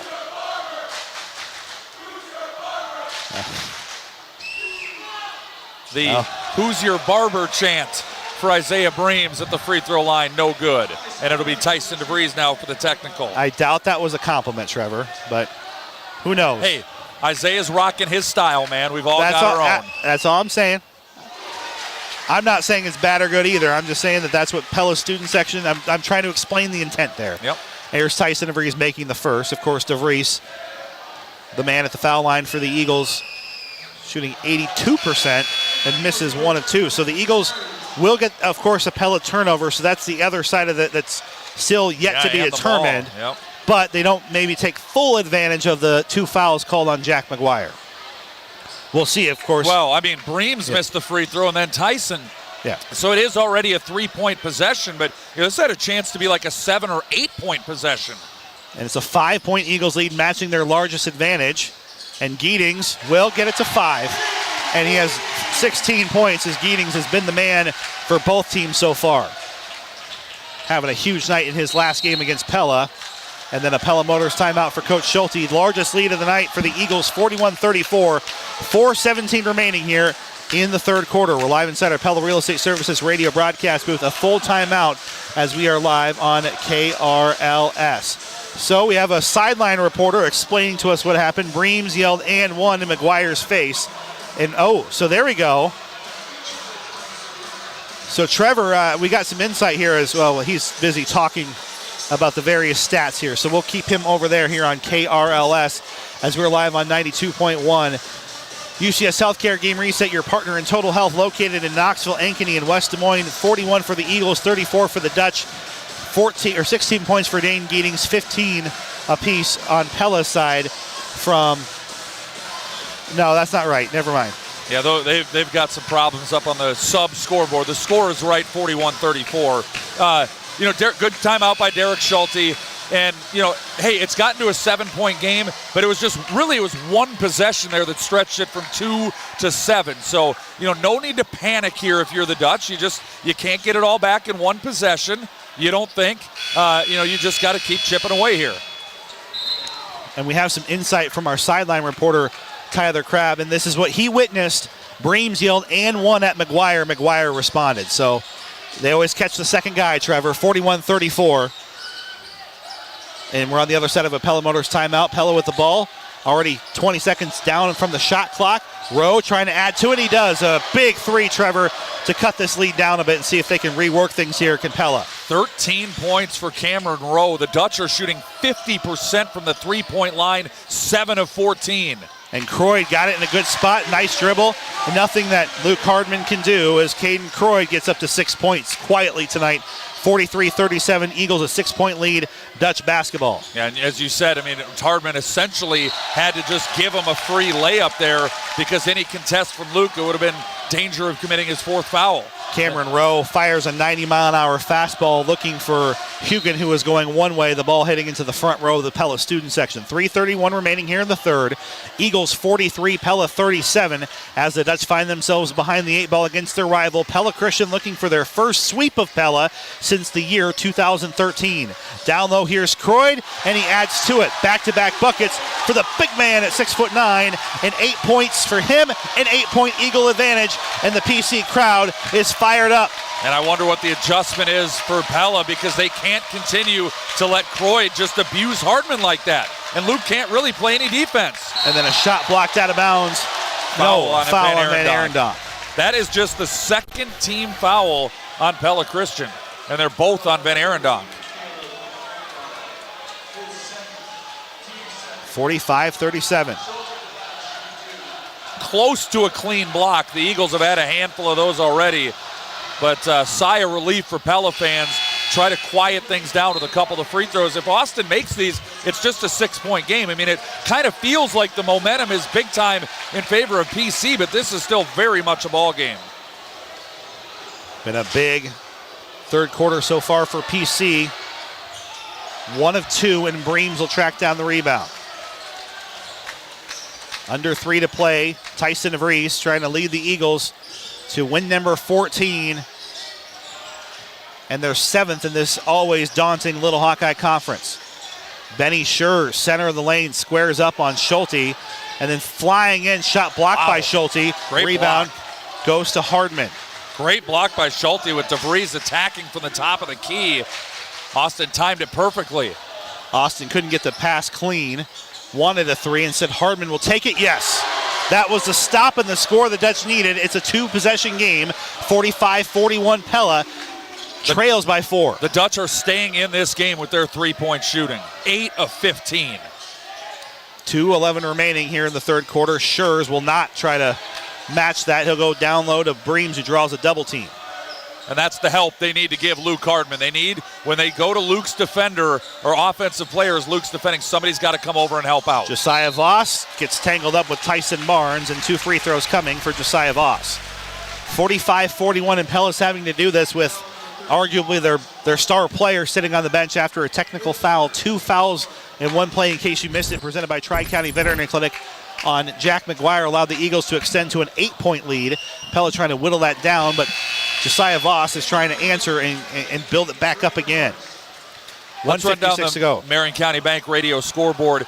DCG leads Indianola 55-16 at the end of the third. South Hamilton leads PCM 39-37 at the end of the third. At the half, Knoxville over Davis County 45-30. And our score with a minute 56 left in the third, Pella Christian 46, Pella 41 on the Marion County Bank radio scoreboard. Voss will pour both in.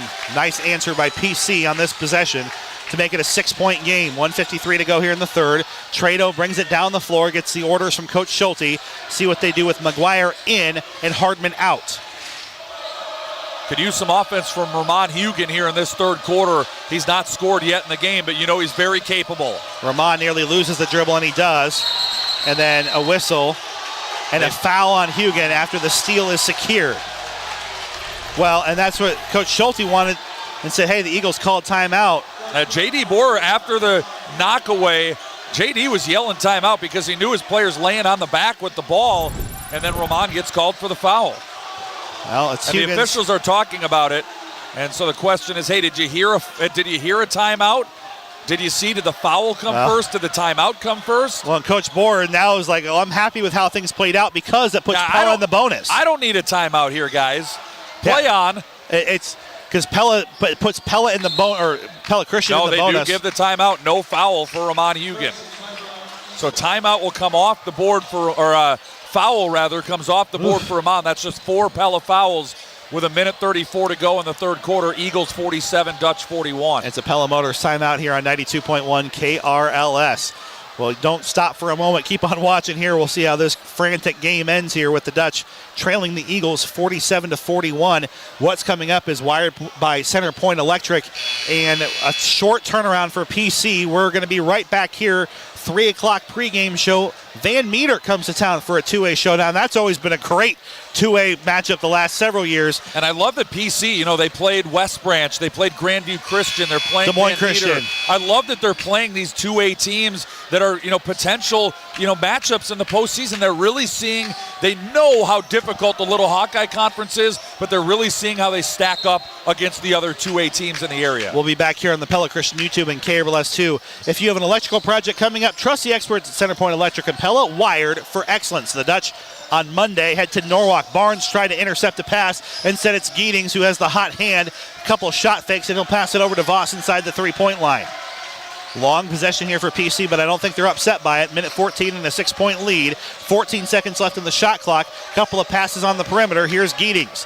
Giedings coming right at him. Floater doesn't go. High rebound goes to Jumpin' Jack. McGuire on the other side. A long Euro step shot is blocked.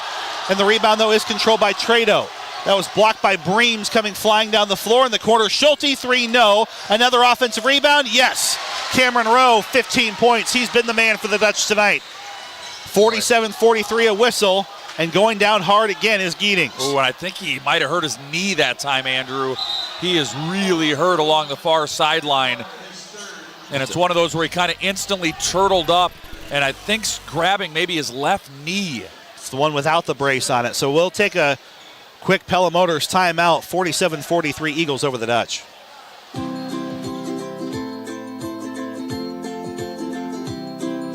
This is Kim at the Fairfield Inn and Suites in Oskaloosa, inviting you to come stay with us.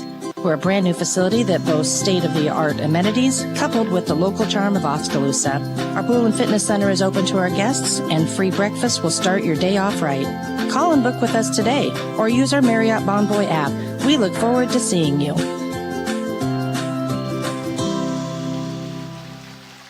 Are you looking to add a new furry member to your family? Sadly, some pets are never claimed by an owner. Did you know these unclaimed animals are put up for adoption through Van Wyck Veterinary Clinic? This is Dr. Glenda Van Wyck at Van Wyck Veterinary Clinic. Please check out our adoptables on petfinder.com or stop in our office during business hours to see what we have available. Your next best friend could be waiting. Van Wyck Veterinary Clinic. Quality, compassion, family. A third foul on Jack McGuire was called on the sideline on that play. So Jack McGuire gets his third foul. Tyson DeVries will miss the first free throw. Of course, the bigger concern as we're back inside our Pella Real Estate Services radio broadcast booth is Dane Giddings needed help to get off the sideline, favoring his left ankle, 47-43. We just hope he's okay. And then, of course, the implications on this game is the second made by DeVries is that Pella Christian may have to go some time without their season. Yeah. In the immediate term on this game, let's see how long they have to go if Giddings is out here tonight. But obviously, in the meantime, Pella got to try and take advantage. Who's on or off the floor? And Cameron Rose having a big night, can't get it to go. Rebound is tipped around, and Branderhorst gets it. And Coach Schulte put his hands up like he was the one who made the contact. It is Pella Christian ball down, up by 5, Tyson DeVries has it way outside the hole for one. Yep. Hey, this has been everything we'd hoped for. Entertaining ball game. And it's the little things that are making the difference for Pella Christian in this game, up by 5. 4 seconds remaining. And then a bump foul called on Trado, and Coach Schulte doesn't like that one. And Braden's like, what do I have to do? I gotta play defense somewhere, because it was clearly DeVries who initiated the contact, Trevor, but the official must have said that Trado was just out of line there, and DeVries will get 2 more cracks at the free throw line, and these can be huge. First is in. It's a full 2-possession game now, and this one can make it a 3-possession game to go into the fourth quarter. That's a foul that Coach Schulte is trying to discuss, and it's a huge call, Trevor, because it gives Pella Christian a 3-possession lead guaranteed, unless Pella can hit a miracle shot here at the buzzer. The shot did not get off. The Eagles are just a quarter away from their first sweep of Pella in 11 years. Can the Dutch turn the tide, or can the Eagles ride high into the weekend happy inside our Pella Real Estate Services radio broadcast booth? You're listening to Pella High Basketball and Pella Christian Basketball, powered by Bank Iowa on FM 92.1 KRLS, Pella Knoxville, KRLS HD1, Knoxville, Pella. Cellular, it's just $29.99 per line for 1, 2, or 3 lines. So you don't need that robot daughter you built to get a 4th line for family plan pricing. Oh, Rope Elizabeth? She's not gonna like that. The robots will prevail. Oh boy. Get the low rate of $29.99 per line. U.S. Cellular, built for us. Terms apply. Visit uscellular.com for details. We value human connection with fewer distractions. U.S. Cellular, built for us. Visit Strauber Cellular, your locally owned authorized agent for U.S. Cellular in downtown Pella. Hey there, folks. Life's a gamble, but when the stakes get too high, it's time to call in the pros. If you or someone you know is rolling the dice for more than just fun, UCS Healthcare is here to help. With offices in Knoxville and West Des Moines, our confidential treatment is your winning hand. Don't leave it to chance. Visit us at ucsonline.org. UCS Healthcare, your partner in total health. Again, visit us at ucsonline.org. I had to keep Tyler Crabb visually away from rejoining the Juicy Wiggle as he did earlier this year, Trevor with PC. It's Juicy Wiggle time on Eagle Lane, 50-43, start of the fourth quarter. Let the man wiggle, Andrew. Pella Real Estate Services radio broadcast booth.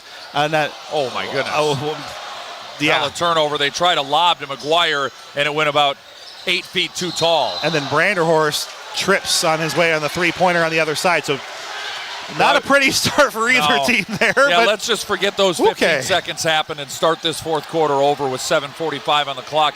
Yeah, two of the reasons that Pella Christian was able to outscore Pella 18-12 in that quarter, no turnovers, and they drew the fouls they got in the bonus, and they knocked them down. In the corner, here's Trado with what is the unofficial first possession of this quarter. Rowe trying to add to it, air ball. This is the first possession of the third quarter. It's been kind of a rough start for both teams. A lot of energy expended. DeVries, no, a three-pointer. Rebound fought for, and eventually it's Cameron Rowe who comes up with it here for Pella. Dutch need something to go right for him here on offense. Down by 7, 50-43, 7:11 to go here in the fourth quarter. Interestingly, Pella Christian did not attempt a three-point shot in that third quarter. And now Hardman, yes, the free throw line jumper again. If Hardman's not going to get to the foul line with his 94% foul shooting, he's going to get a couple of J's there and try to get Pella back in this game. Playing still with 3 fouls, as is Jack McGuire. 6:48 remaining here in the fourth. And a kind of a wayward attempt there.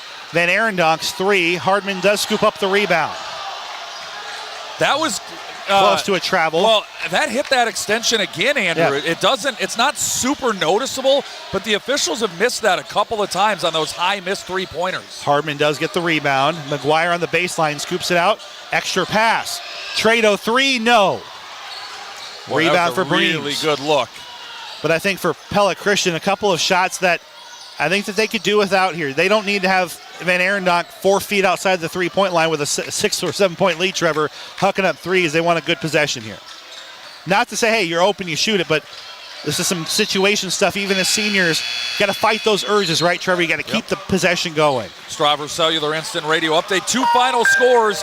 DCG over Indianola 71-22, and South Hamilton over PCM 55-49. Our score here 50-45. Eagles with the ball on a 5-point lead. 6:03 to go. Ramon Hugan back in here for Pella. And then DeVries rolls with it on the floor. Nothing called either way. There was some contact there with Hugan. Thought maybe a foul, but play on, said the officials. Nice to see Geetings back on the floor and looking spry. He's a guy who's been dealing with leg injuries all the time. Van Arendonk takes another kind of, I don't want to insult him. He's open. Yep. But out of rhythm 3, we'll call it that. 5:40 remaining here. Pella could use a bucket. It'd be a one-possession game if they score. Schulte, Rowe, Hardman, McGuire, and Hugan on the floor. For Pella, it's Geetings, DeVries, Van Arendonk, Croyd, and Voss for PC. Bullet pass down low and through the defense, nearly and one, but 2 free throws coming for Cameron Rowe. Good ball movement for the Dutch to give Rowe some space to operate with, and he got knocked on the head as he went up for the layup by Croyd. Pella is a 76% free throw shooting team that's 1 of 3 from the stripe here tonight. They'll make the first. Of course, it wasn't Hardman or Trado or Rowe or some of their better free throw shooters that were contributing to that, so we'll see if they can get some of those top players at the line. In the meantime, this is for a one-possession game here from Rowe. And he's perfect on both. 17 points for Rowe. It's now a one-possession game, 50-47, and see if the Dutch student section can maybe fire things up here for their road team. Pella scores the first 4 of this fourth quarter to cut a 7-point deficit down to 3, a one-possession game, as Andrew mentioned. Geetings is back here on the floor. Here's DeVries, right wing. Rowe is a step away from an interception. Geetings, he's got the green light for 3, no. Offensive rebound, Van Arendonk, no. And, what a tip by Croyd. Was he over the back, or are they calling a foul on Pella? What an athletic tip from Caden Croyd to get that ball to the rim. Let's see the official call here. Basket's good. And then a foul on Croyd. So the tip-in, I believe, it wasn't Croyd who made the bucket, was it? I think it was Van Arendonk. Well, no, Van Arendonk missed the second shot. Or the foul's on Pella? No, they said 32. So I think what Coach Schulte's arguing is, how is the basket good if the foul was on the player who made the basket? That'd be a question I would be asking. Okay, so the foul is on Croyd.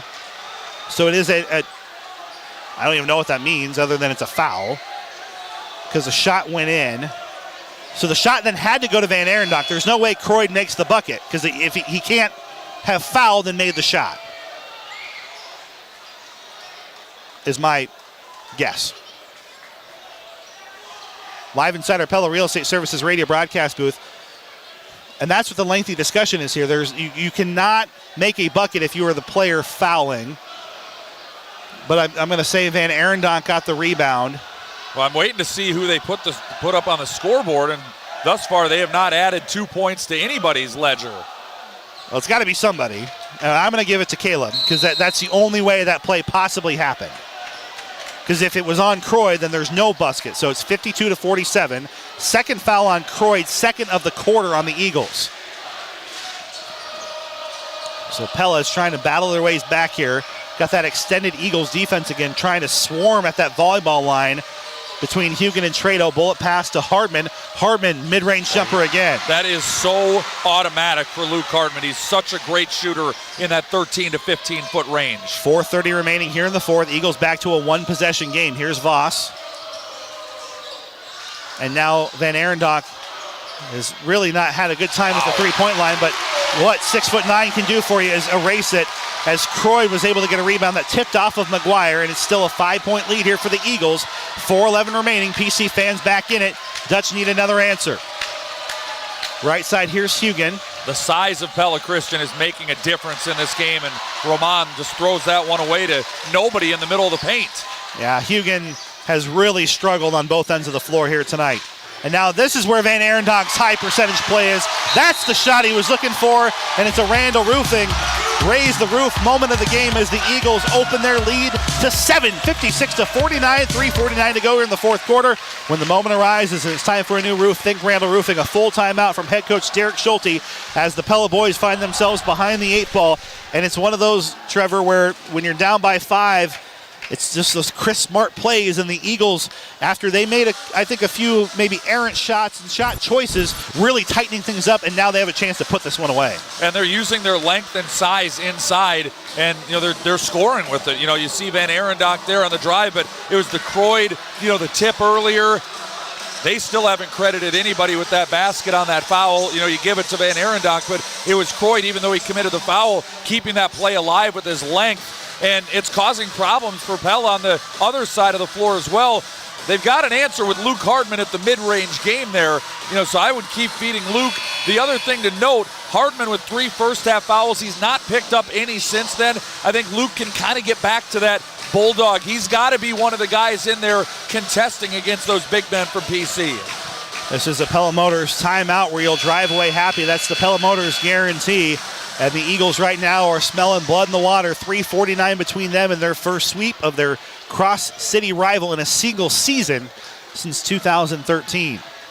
Pella will start with the ball and some full court pressure now. At least Token showing up here for the extended zone of Pella Christian, as Rowe and Trado are going to pass themselves through it about 3 or 4 times, and they're over the half-court line. Here's Rowe at the volleyball line. Starts his dribble, works it left side. In the corner, here's Trado. Quick fire 3, no. And the rebound is controlled by Hardman. Nice behind-the-back pass and the finish for Rowe. That's what Pella was missing with Hardman in those foul trouble earlier in the game. And Rowe has 19 points to lead the Dutch. And Pella needs another stop and score quickly. Eagles need to drain some clock here, Trevor, and find the good look, a good layup or an open 3. Yeah, still plenty of time for Pella. I mean, you're not thinking foul game yet by any stretch of the imagination. He's got to play defense. And there's Hugan, counted and 1. Isaiah Breams fired up again, and he'll have a chance to push the Eagles back up by 8. And that time, and we're not picking on Roman, it has just not been his night. He's struggled tonight, yep. I'll tell you what, Hugan's had some big games for the Dutch, though. He's just struggling here, and Breams has a chance to take full advantage of it, and he does. Isaiah Breams has quietly worked his way to 7 points here. And Pella Christian, 9 of 12 at the free throw line in this game, shooting 75%. That's Pella's season average, and turnabout is fair play here for the Eagles, 65% on the season. That time Hardman misses the mid-range jumper. That time he rushed it a bit. I think it might have been partially blocked as well. Giedings gets the rebound here for PC.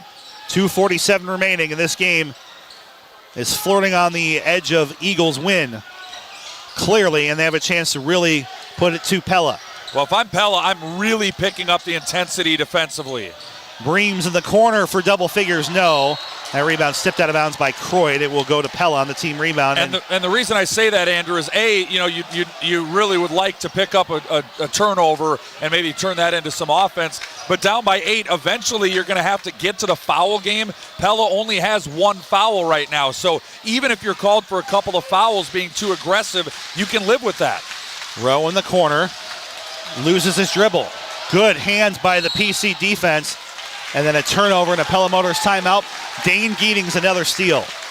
Pella Christian, Andrew, has only turned it over 1 time in this second half, and Pella's turned it over 7 times, right? So, you got to have the ball to score. Turnovers have hurt Pella. Pella Christian really valuing and taking care of the basketball, and then they've made more plays on the offensive end than the Dutch have here in the second half. 59-51, Pella Christian And again, we already told you what's coming up wired by Center Point Electric, but obviously a lot of big games yet between now and the end of our winter regular season. Brackets come out next week for Pella Christian, so on Monday, the Eagles will learn what their fate is with the rankings. They have 2 chances to improve their standing. This is another big quality win, and if they can even get to the 4 or 5 spot, they've got a road paved with gold to Wells Fargo Arena, and right now they have the chance to ice it.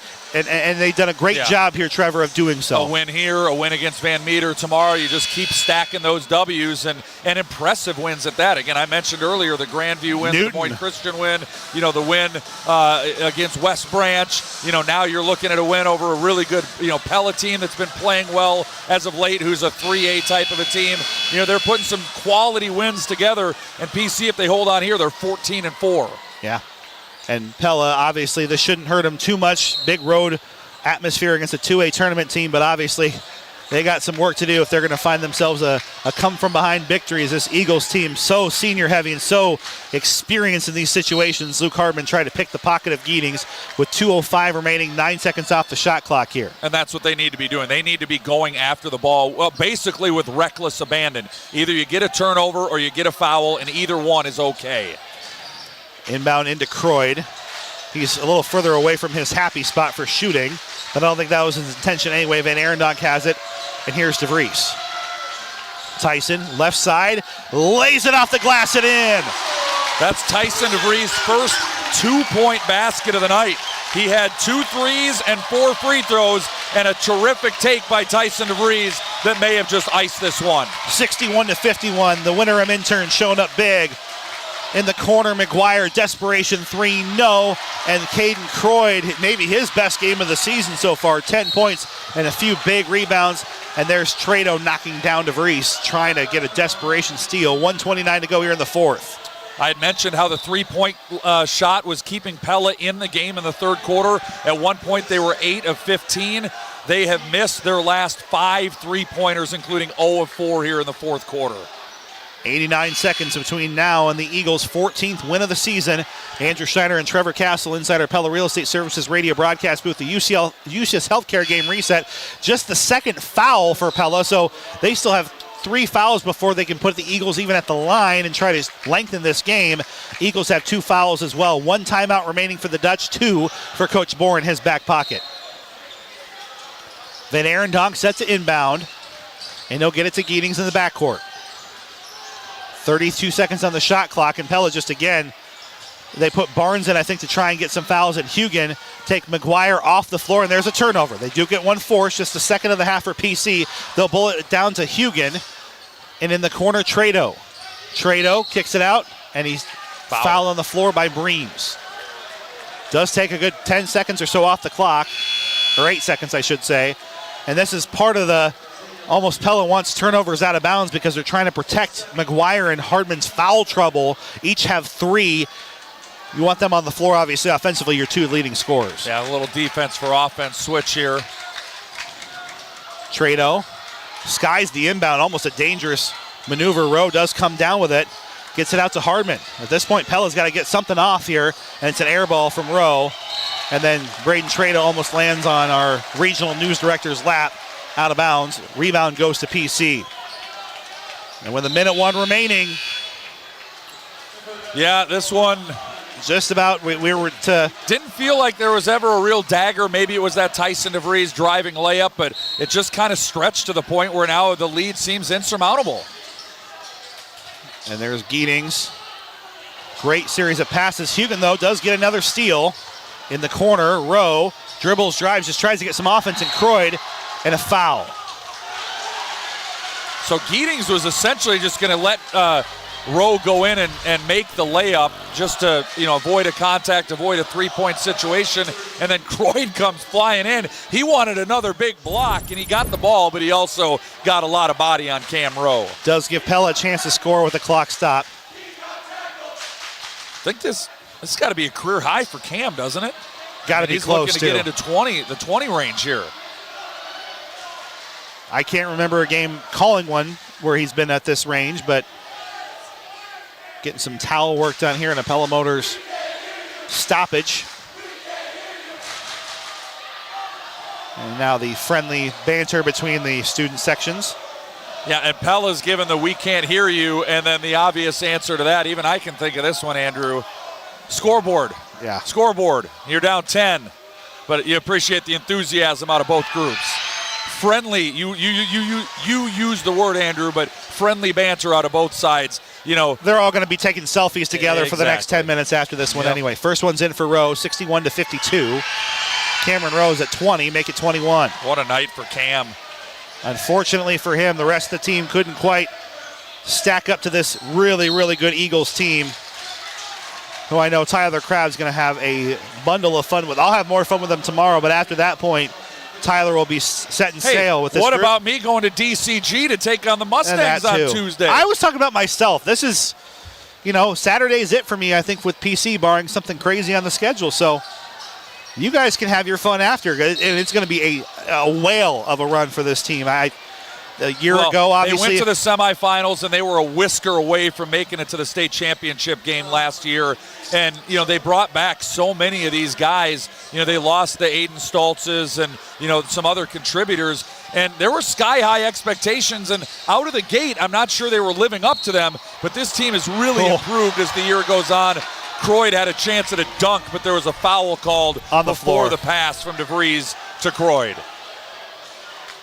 The only way Tyson's dunking it is if Croyd picks him up. But Tyson wanted his teammate to get that one. 61-53. DeVries, the best foul shooter on the Eagles lineup at the line after 2 Pella fouls, 42.3 seconds remaining. I think we're trying to discuss who it was on. And they're asking Tyson, do you want to change it? Obviously they can't. They blew the whistle. I think they're just double-checking who it was on, Tyson Barnes. So now free throws coming. I have not seen so many officials' conferences in one game. There's been some strange decisions that have come out of them too, but hey. Play on. Tyson DeVries. Right at his season average, 13 points for the stellar senior.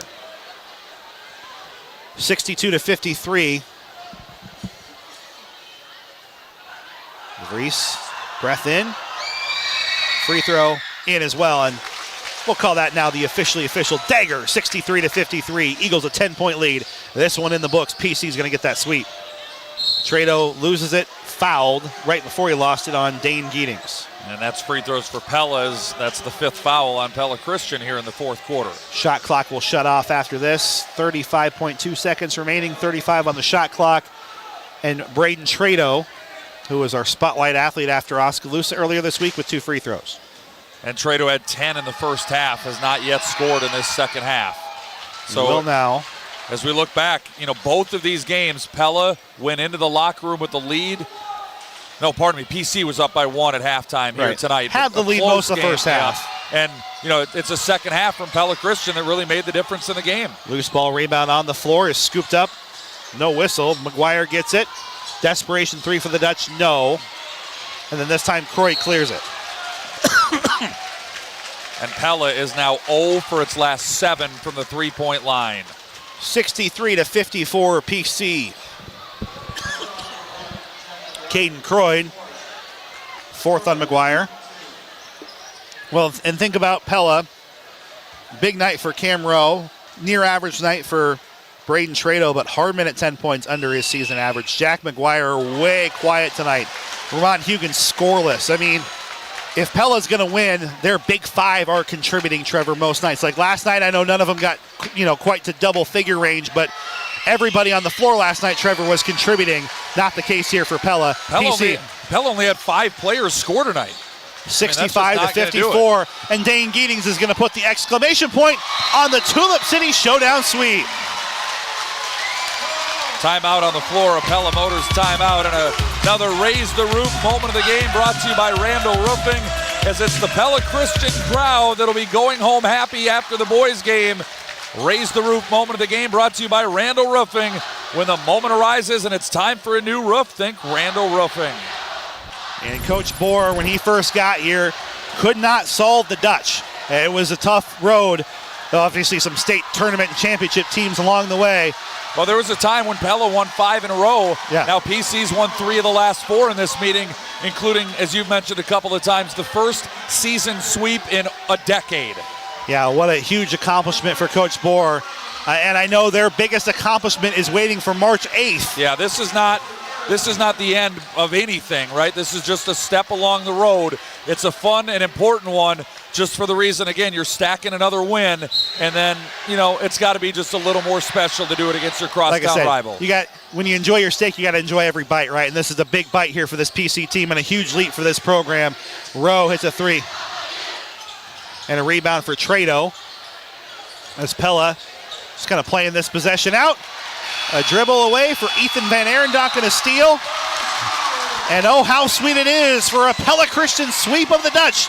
The Tulip City Showdown finally belongs on Eagle Lane for the first time in 11 years. Pella Christian 67, Pella 54. Your Cabinets on a Pella Radio postgame show coming up right after this on 92.1 KRLS. Scooters Coffee. Grab breakfast on the go with their mouth-watering options. Bacon ciabatta sandwich, everything bagel sandwich, scrumptious cinnamon rolls, blueberry and double chocolate muffins, as well as hearty burritos and omelet bites. Fuel your morning with delicious choices that keep pace with your busy life, because a great day begins with a great breakfast. Swing by today and savor the flavor. Scooters Coffee. Amazing people, amazing drinks, amazingly fast.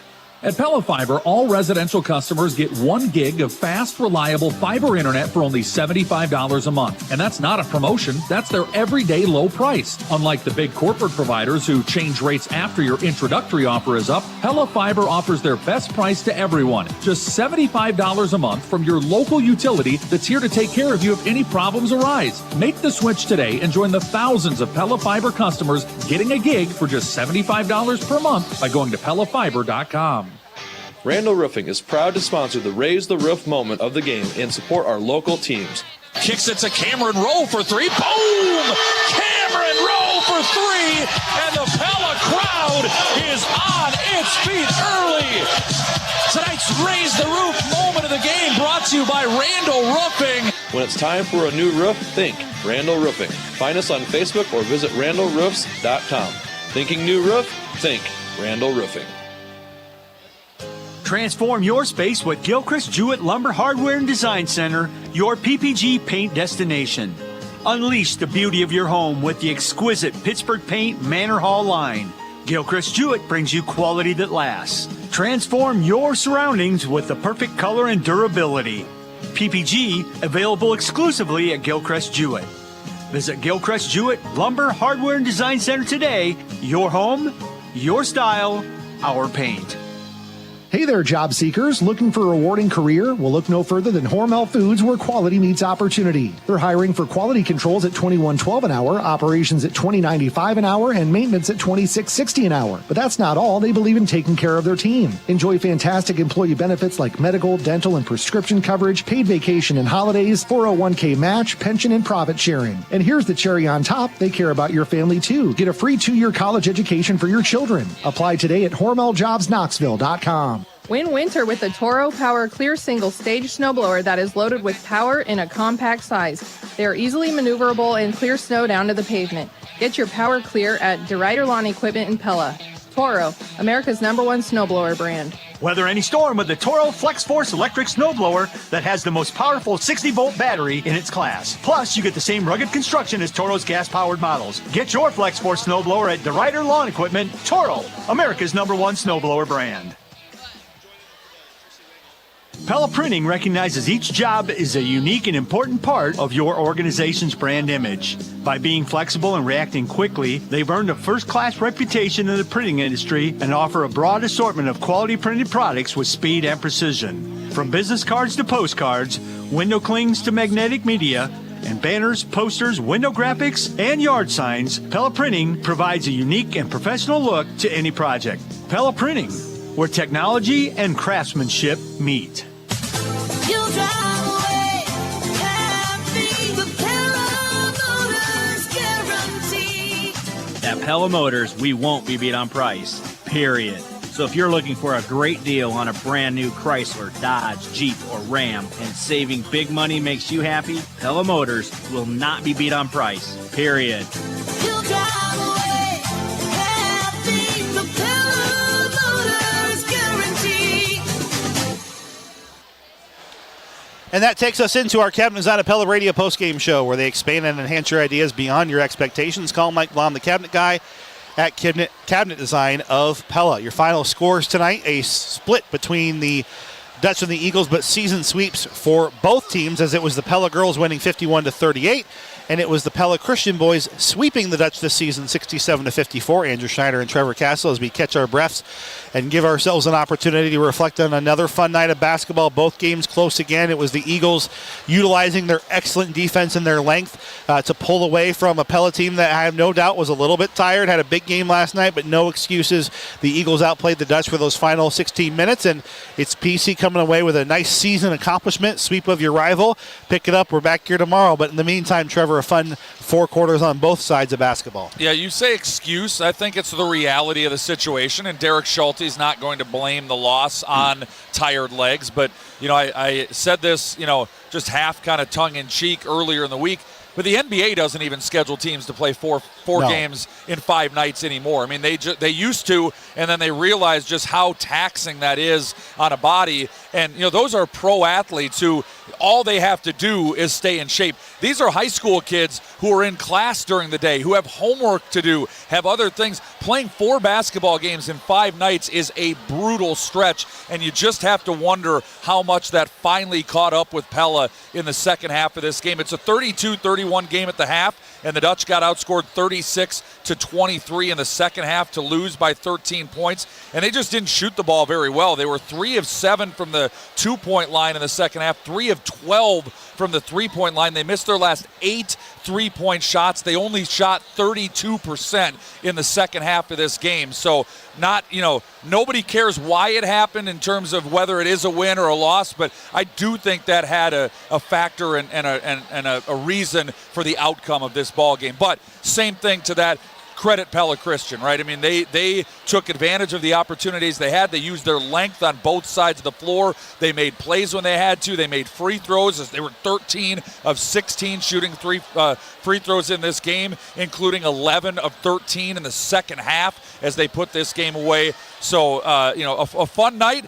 Dutch just didn't have much in the tank down the finish, and Pella Christian takes advantage. Before we pick some players of the game, let's see how everybody did on our final stats presented by the Verduff Agency. Yeah, Pella, only 5 players scored. Cameron Rowe, we believe, a career-high 21 points, and he tied Luke Hardman for a team-high with 6 rebounds. Hardman with 12 points. Braden Trado had 11, 6 for Austin Schulte, and 4 for Jack McGuire. On the Pella Christian side, 18 points for Dane Geetings. Tyson DeVries had 14. Caden Croyd had 12. And then 8 for Caleb Van Arendonk, 7 for Isaiah Breams, 4 for Josiah Voss, 2 for Landon Fransman, and 2 for Benny Schurz. 1 asterisk. We don't officially know who got credited with that bucket on that weird tip-in foul play, but we went with Van Arendonk, and that gives him 8. Pella out-rebounded Pella Christian 27-22. The turnovers were in favor of PC. They were +6, 16 for Pella, 10 for Pella Christian. In terms of shooting on the night, Pella Christian shot 52% from the field. They were 66% from the 2-point line. A lot of that was because they got a lot of in-close looks, taking advantage of their size. Just 25% from the 3-point line for the Eagles. But again, very good 52% overall shooting. Pella at 45%. I mentioned only 32% in the second half. They were 57% from 2. Still a pretty respectable and solid 35% from 3, but they missed their last 8 3-point shots in a 67-54 Pella Christian win. Your final stats are presented by the Verduff Agency. Let Chad, Lance, or Larry examine your stats and customize an insurance plan for you. The Verduff Agency provides complete courteous service to the Pella area for 100 years. We're live inside our Captain's on a Pella Radio postgame show on 92.1 KRLS.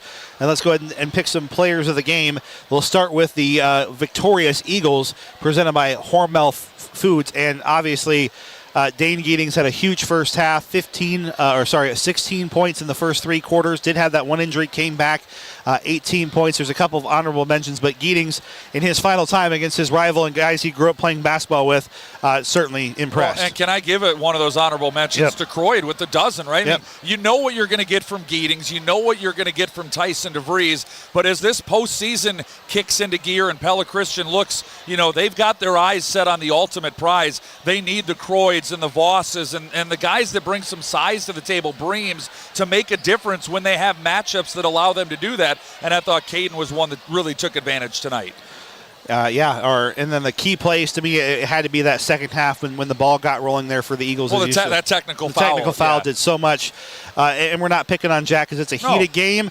But it turned a 2-point game into a 7-point game. It was a basket and a foul and a technical foul, and it turns 2 into 7, and Pella never really recovers. Your Hormel Foods radio keys to the game. Looking for the key to your new career, visit HormelJobsKnoxville.com. And on the other side, obvious tonight, Cameron Rowe did all he could to put Pella on his back. 21 points for a senior who, again, has grown so much. He is my most improved player from the team a year ago, and he obviously is going to be big for Pella. He needed some support here tonight, but obviously Cameron Rowe with a big game. And at the beginning of the season, I wasn't sure if Cam, was going to be a starter on this team, and obviously Coach Schulte, knows what he has in Cam, and he's had a very solid senior season and maybe the best game of his career tonight.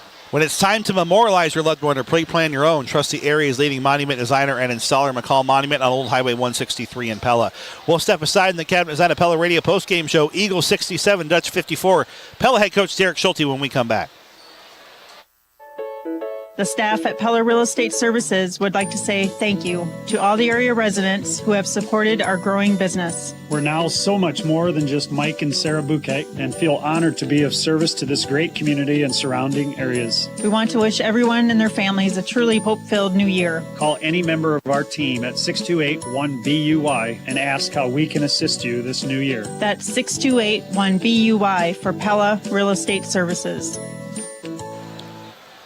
I said it would be a short break, and I wasn't lying. We're back inside our Cabinet Design Pella Radio post-game show on 92.1 KRLS. It's our continuing coverage of Pella High basketball. This interview powered by Hy-Vee as the Eagles will finish the season sweep over the Dutch 67-54 here with Dutch head coach Derek Schulte. And coach, obviously a very good first half, back and forth, exactly what you wanted, but a similar story plays out. The Eagles defense takes over in the second half, and they're able to pull away with a 67-54 win. Coach, your thoughts about how your guys are battling through a tough week, 4 games in 5 weeks against some excellent opponents, but obviously ran out of gas there and the Eagles took advantage. Give PC credit. I thought once again they were very difficult to attack their zone. Their length bothered us on both ends of the floor, but they really pressured us, challenged us, turned us over 16 times. That's uncharacteristic for us, and did take advantage of a size matchup inside, right? And all of a sudden it felt like that second half we struggled to get clean looks consistently, and they started to get shots in the paint and took advantage of it.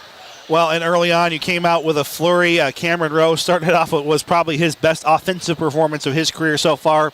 You built up a little bit of a lead there in the first half. Eagles kind of battled back. That second quarter was up and down, very reminiscent of many great Pella PC matchups of years past. Your thoughts going into halftime, knowing that the game was right there in front of you? Yeah, we were comfortable where we were at half. We didn't like Luke Hardman in foul trouble. Obviously, that was a huge factor in this game. But it was just a really well-played first half. Both sides had moments. Both sides had runs. We started off well. They made a little run, and then it just sort of evened out from there. I thought Braden had a terrific first half. Cam Rowe played excellent for 4 quarters. That second half, we just got out of rhythm. Truthfully, we lost a little poise and composure, and PC took advantage and was able to stretch it out. And then, the fourth quarter just snowballs a little bit late, right? All of a sudden, it's an 8-point game. You're trying to rush and make plays for your team, and all of a sudden, an 8-point game turns to 13 pretty quickly at the end. But once again, our guys all week in 4 games have battled. They've left everything on the floor that way. There's some specific things that we've got to clean up from tonight heading into next week, and more importantly as we head down this stretch run. But well played by PC tonight. Here with Pella head coach Derek Schulte, this interview powered by Hy-Vee, Eagles 64, Pella 54. And not really an excuse, but reality of the situation is that second half may be a little bit easier if you don't have a four-quarter trying to hold on to a lead versus DCG before, and it felt like your shooting reflected that. And again, PC's defense was a part of it, Coach, and I know you won't necessarily make the excuse, but I'm sure your guys are looking for a good night of sleep here tonight. A really, really tough week in these 4 games. Yeah, we won't make that excuse, but the reality is our guys need to take care of their bodies this weekend. When you play 4 games in 5 days, legs are a true challenge, right? And so could that have played a small role? Possibly, but I think give PC's defense the credit tonight. We'll make a few adjustments over this weekend and jump right back into Little Hawkeye Conference play on Monday. And I know you don't like the term moral victories, but you think about having a late lead on DCG on the road and a 4A team that's going to make a run at the well. And tonight, Jack McGuire didn't have a great night. Luke Harbin in foul trouble. Ramon Hugan scoreless. And you're still in this game in the third quarter. What does that say about the developing depth of this team? Obviously, Cameron Rowe was a star. Braden had a great night as well. But you were in a tough spot here, and your guys are still fighting, even when your stars, your top 3, so to speak, weren't performing as well. You can see that depth and confidence coming from multiple players, and so that's good to see. That's something we're going to need going down the stretch. I thought Luke battled back in that second half, found a spot in that zone. We finally got it to the high post, and when we could get it there versus that zone, we had some good looks from him and being able to kick for some open threes. We just didn't convert consistently with that. We got to make some adjustments with a team with size. Once we got in foul trouble, they did a smart attack. They got it right down to the post. I thought he played great at the rim, really challenged us there with offensive boards. And so they used their advantage of size and took advantage of it more than we could probably with some guard play. Here, Derek Schulte, head coach of the Pella boys basketball team. This interview powered by Hy-Vee. Eagles will win 67-54, a 2-2 week for the Dutch. And now let's turn the page. And it doesn't get easier, Coach. You have a weekend turnaround. And, oh, by the way, you've got Norwalk, who is number 10 in the latest 4A poll. You've got Reddick Bourne, probably the best player in this conference pound for pound, and a really tough test and turnaround on Monday. Obviously, I know your guys are going to rise to the occasion, but boy, oh, boy, you have yourself another true opportunity to see how good you've become this season. Hey, our stretch in the next week and a half will be as challenging as anybody in the state. And it's really started, right, with DCG yesterday. And so Norwalk, obviously, a team that was ranked 10th right now in 4A, and Reddick just played tremendous.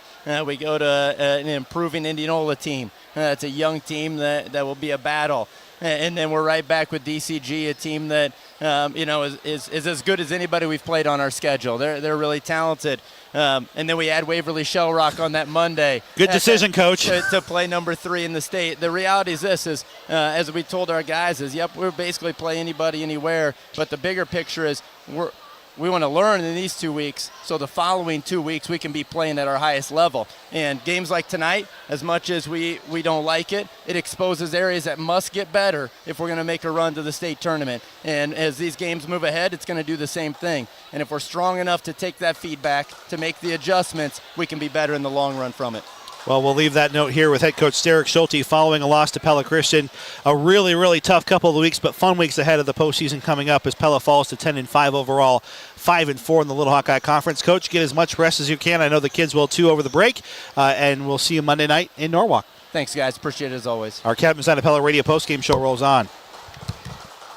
Season, and H&R Block is here to make it a season worth celebrating. Whether you choose to file in person, virtually, or via drop-off, you'll get upfront, transparent pricing and expert help from tax pros that average a decade of experience. Plus, H&R Block's max refund guarantee means you'll ring in the season by getting every dollar you deserve. File your way with H&R Block, and tax season will feel just as good as all your favorite seasons. All tax situations are different. Not everyone gets a refund. Limitations apply. See hrblock.com/guarantees. Visit H&R Block, Pella, Oskaloosa. You're out and about. Trust Midtown Tire for worry-free driving.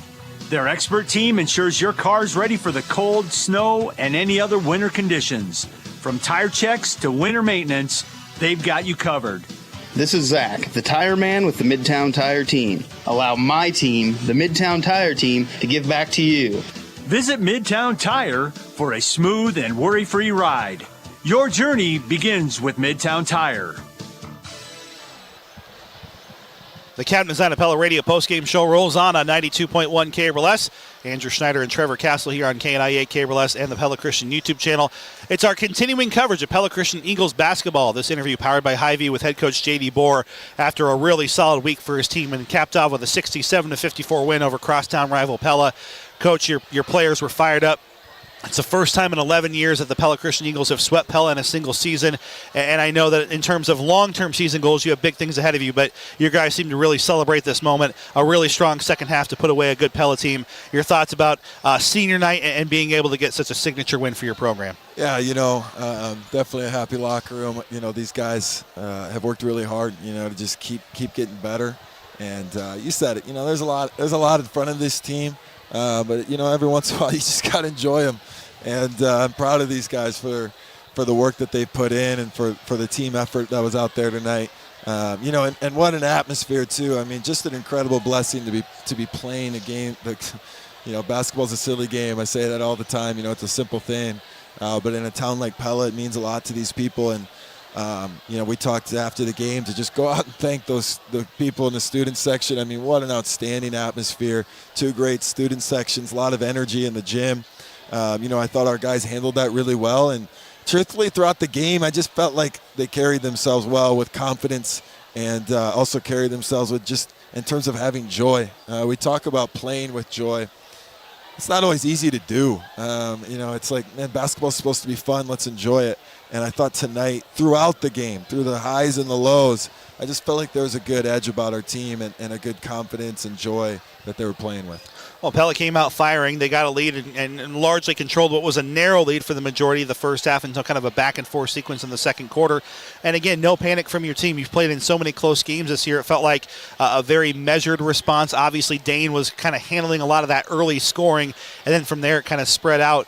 Your thoughts about how those guys were able, again, to weather another storm, right? Pella's getting fired up. They want this game, and your guys really had some nice response, especially in that second quarter, kind of getting that momentum rolling. Yeah, part of that storm was my fault. I mean, we started in man, and Pella kind of diced us up there in man, and then we just kind of settled into our zone. But we started getting a little more pressure. Our guys like to get up and put pressure on the ball and try to make some plays in transition. So we were able to do that a little bit. And you mentioned that Dane Giedings was just rock solid tonight. I thought he kind of steadied us at times, made some shots there in the second quarter. And allowed us to settle in on the defensive end, and keeping us in the game.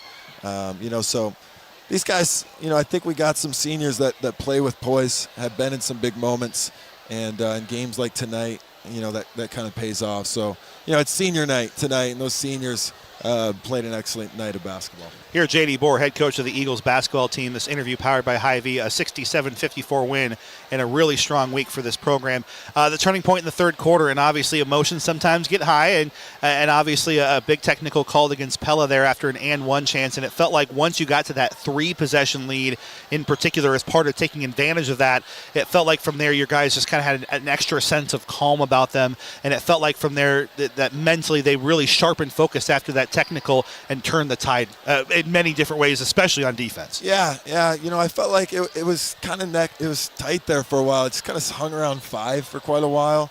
We had a couple nice plays. I just thought we took care of the ball in the offensive end. A couple nice passes. It might have been the play that you're talking about when Dane Giedings fired one in there to Isaiah Breams. I mean, that's just being a basketball player and reading the play. Man, how about Caden Croyd tonight? Yeah. He was terrific on both ends of the floor. Had a couple tip-ins that were just monster plays. So, performances from different guys, but I just thought collectively we took care of the ball pretty well. We did enough on the defensive end. Credit those guys. Cameron Rowe and Braden Trada were really good tonight and caused some problems for us in our zone that was able to kind of keep them around there. But once we got a couple stops, we were able to convert on the offensive end and extend that lead. Well, and this, of course, is a big win in the scheme of what has been a really, really big week. And I know, obviously, postseason stuff, you always are more like, it'll take care of itself. But a lot of opportunities to build some resume, knowing the brackets are coming out early next week. Big win on the road at West Branch. Obviously a big road against a Newton team that has been really grinding out some games lately, starting with that win last week, of course, holding on at homecoming on Friday. The last 7 days, could have gone a couple ways playing the schedule that you played. You're 4-0 heading into the weekend with an opportunity to hold serve as a top 8 team and have a chance to make the road to the well go through here. And I know in the long term of your goals of getting to state, it doesn't hurt to be playing at home, and you obviously put on quite the showcase this week. Yeah, we still got one more. We play tomorrow. We play Van Meter here, to finish up a Saturday, a 4-game week, and we're going to have to kind of transition quickly for that one. But, I just think you're trying to play your best basketball at the end of the year. We still got a ways to go for that. I think there's some areas that we got to clean up in order to get to that spot. But I feel like we've responded after a tough loss last week to DCG with some better mental toughness. We've been sharper. We practiced twice this week. That was cool. That's a thing, right? Yeah, I actually, right at the beginning of the practice, I blew my whistle and I stopped. You guys remember this? Like, this is called practice. Yeah. Man, that was great for us. It was just awesome to get back in the gym. And truthfully, they were ugly practices. We didn't practice very well Wednesday or Thursday, but that's okay. I just feel like some of those guys, even guys that don't play as much, getting some run and getting that sweat going and competing. So that's really important for us. So we had a good week there. And, I just felt like had a good team effort tonight. And continuing, we're building a resume, but obviously more importantly, we're just continuing to build a team. And we got a ways to go there, but tonight was a fun stepping stone. Well, when this interview re-airs here with J.D. Boer, powered by Hy-Vee, we'll be just a few hours behind our 3 o'clock pregame show here on 92.1 KRLS, getting you set for Van Meter, a team in years past that has been a state tournament team. They're very solid again this year. It's one of those where the last couple seasons has been a good barometer of, hey, we play Van Meter. If we play them well, it's a good sign for the 2A tournament run because they're a program with such great tradition. And I know, especially after an emotional senior night win over Pella, your guys are going to have to really get themselves out of bed and get themselves ready for a quality 2A team. Yeah, no doubt about it. We like getting these on the schedule, just good quality 2A teams. And we've played a few. We obviously lost to Des Moines Christian. We were able to beat some other teams like Wilton and West Branch and others as well. Eddyville's a good 2A team. Grandview's a good 2A team. So those are important for us. But more importantly, they're just a good basketball team, and they got a good program. Like you said, they're always tough. They're always physical. So we're going to have to respond to that and be ready to go. But it's a benefit of playing with some depth, and I thought we had good production from our bench tonight, and we're going to have to continue to get that moving forward. Well, certainly a fun night for the Eagles, completing their first sweep of Pella in a single season in 11 years, 67-54. The number 7 and 2A Eagles improved to 14-4, and a quick turnaround with Van Meter. We'll have that game coming up for you on KRLS 2 with Central going on, but also on the Pella Christian YouTube. J.D. Boer, congratulations. Enjoy it, and I'll get to see you less than 24 hours. Yeah, it's a fun time of year. Appreciate all the work you guys do. Awesome, and we'll wrap things up here in our Cabin Santa Pella Radio postgame show after this. With Tri-County Veterinary Clinic. February is National Pet Dental Month, and I'd like to encourage you to schedule an oral exam for your pet. All of our dental services are discounted during the month of February, including cleaning of the teeth, polishing of the teeth, and dental surgery where needed. Call today to schedule your pet's oral checkup at 628-4040 for Tri-County Veterinary Clinic in Pella, where your pet's good health is our number one concern. Still the veterinarians. Yes, we are. We're the Peterinarians. They take care of pets because they love them. At Bruxford's Home Center, we have a hot buy on Sealy mattresses available right now. You can save up to $400 on select Sealy mattresses, but we have a limited quantity available, so make it a point to stop in soon if you're thinking about getting a new mattress. There's a Sealy perfect for you, and we're committed to helping you get a restful night's sleep. Stop in for our hot buy and get up to $400 off select Sealy mattresses at Bruxford's Home Center, 405 Truman Road in Pella. It's tax season, and H&R Block is here to make it a season worth celebrating. Whether you choose to file in person, virtually, or via drop-off, you'll get upfront, transparent pricing and expert help from tax pros that average a decade of experience. Plus, H&R Block's max refund guarantee means you'll ring in the season by getting every dollar you deserve. File your way with H&R Block, and tax season will feel just as good as all your favorite seasons. All tax situations are different. Not everyone gets a refund. Limitations apply. See hrblock.com/guarantees. Visit H&R Block, Pella, Oskaloosa. You're out and about. Trust Midtown Tire for worry-free driving. Their expert team ensures your car's ready for the cold, snow, and any other winter conditions. From tire checks to winter maintenance, they've got you covered. This is Zach, the tire man with the Midtown Tire Team. Allow my team, the Midtown Tire Team, to give back to you. Visit Midtown Tire for a smooth and worry-free ride. Your journey begins with Midtown Tire. And this will wrap up our Cabinet Design of Pella radio postgame show, where they expand and enhance your ideas beyond your expectations. Call Mike Blom, the Cabinet Guy, at Cabinet Design of Pella. It is a Tulip City Showdown split, but a sweep for each team. The Pella girls win 51-38. The Pella Christian boys win 67-54. Andrew Schneider and Trevor Castle as we go in closing, presented by Lighton State Bank. And always a fun night. The community turned out huge. There's still 50 or so people from both schools crossing over, talking to each other, having a great time here as they celebrate this wonderful community that we're a part of.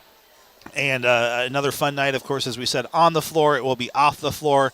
And then we set sail into the final week, full week, of the 2024 regular basketball season. It all happened in a flash with the winter cancellations we had before. And Trevor, obviously, again, you and I love this night. It was one of our favorite nights out of 365 in any given year.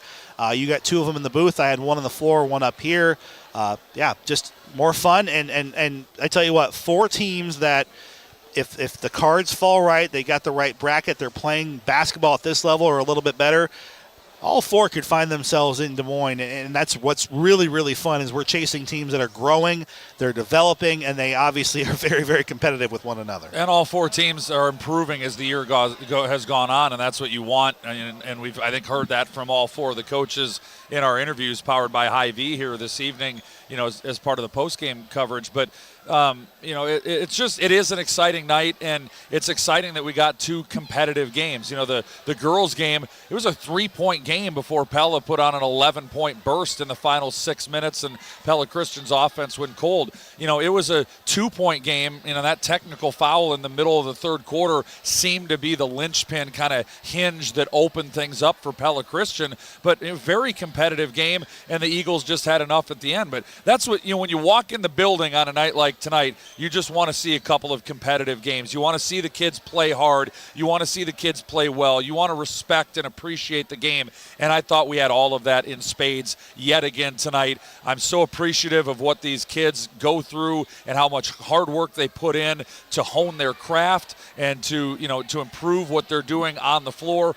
They're all great kids. They all represent their school well. They represent the community well, and just be, for the two of us, proud to be able to sit up here in the perch and talk about it. Oh, and the four great coaches that are leading these programs have their teams in great position, but we're not done yet.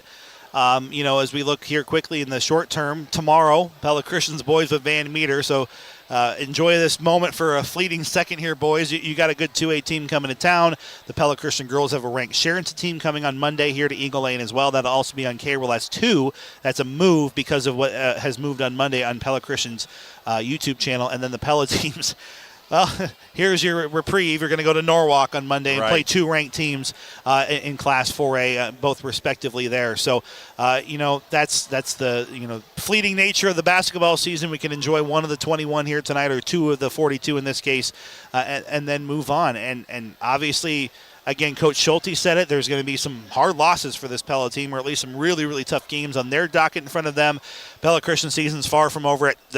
On Tuesday, they're at DCG again to try and salvage the conference season, and both these girls' teams have some buzzsaws in front of them with ranked opponents, and the fun part is use this to get ready for the postseason's coming up in 8 days. Yeah, I'll be right back here next Saturday night. I'll see Pella Christian on Tuesday against DCG, but we get the postseason started Saturday night of next week, February 10th, I believe is the date.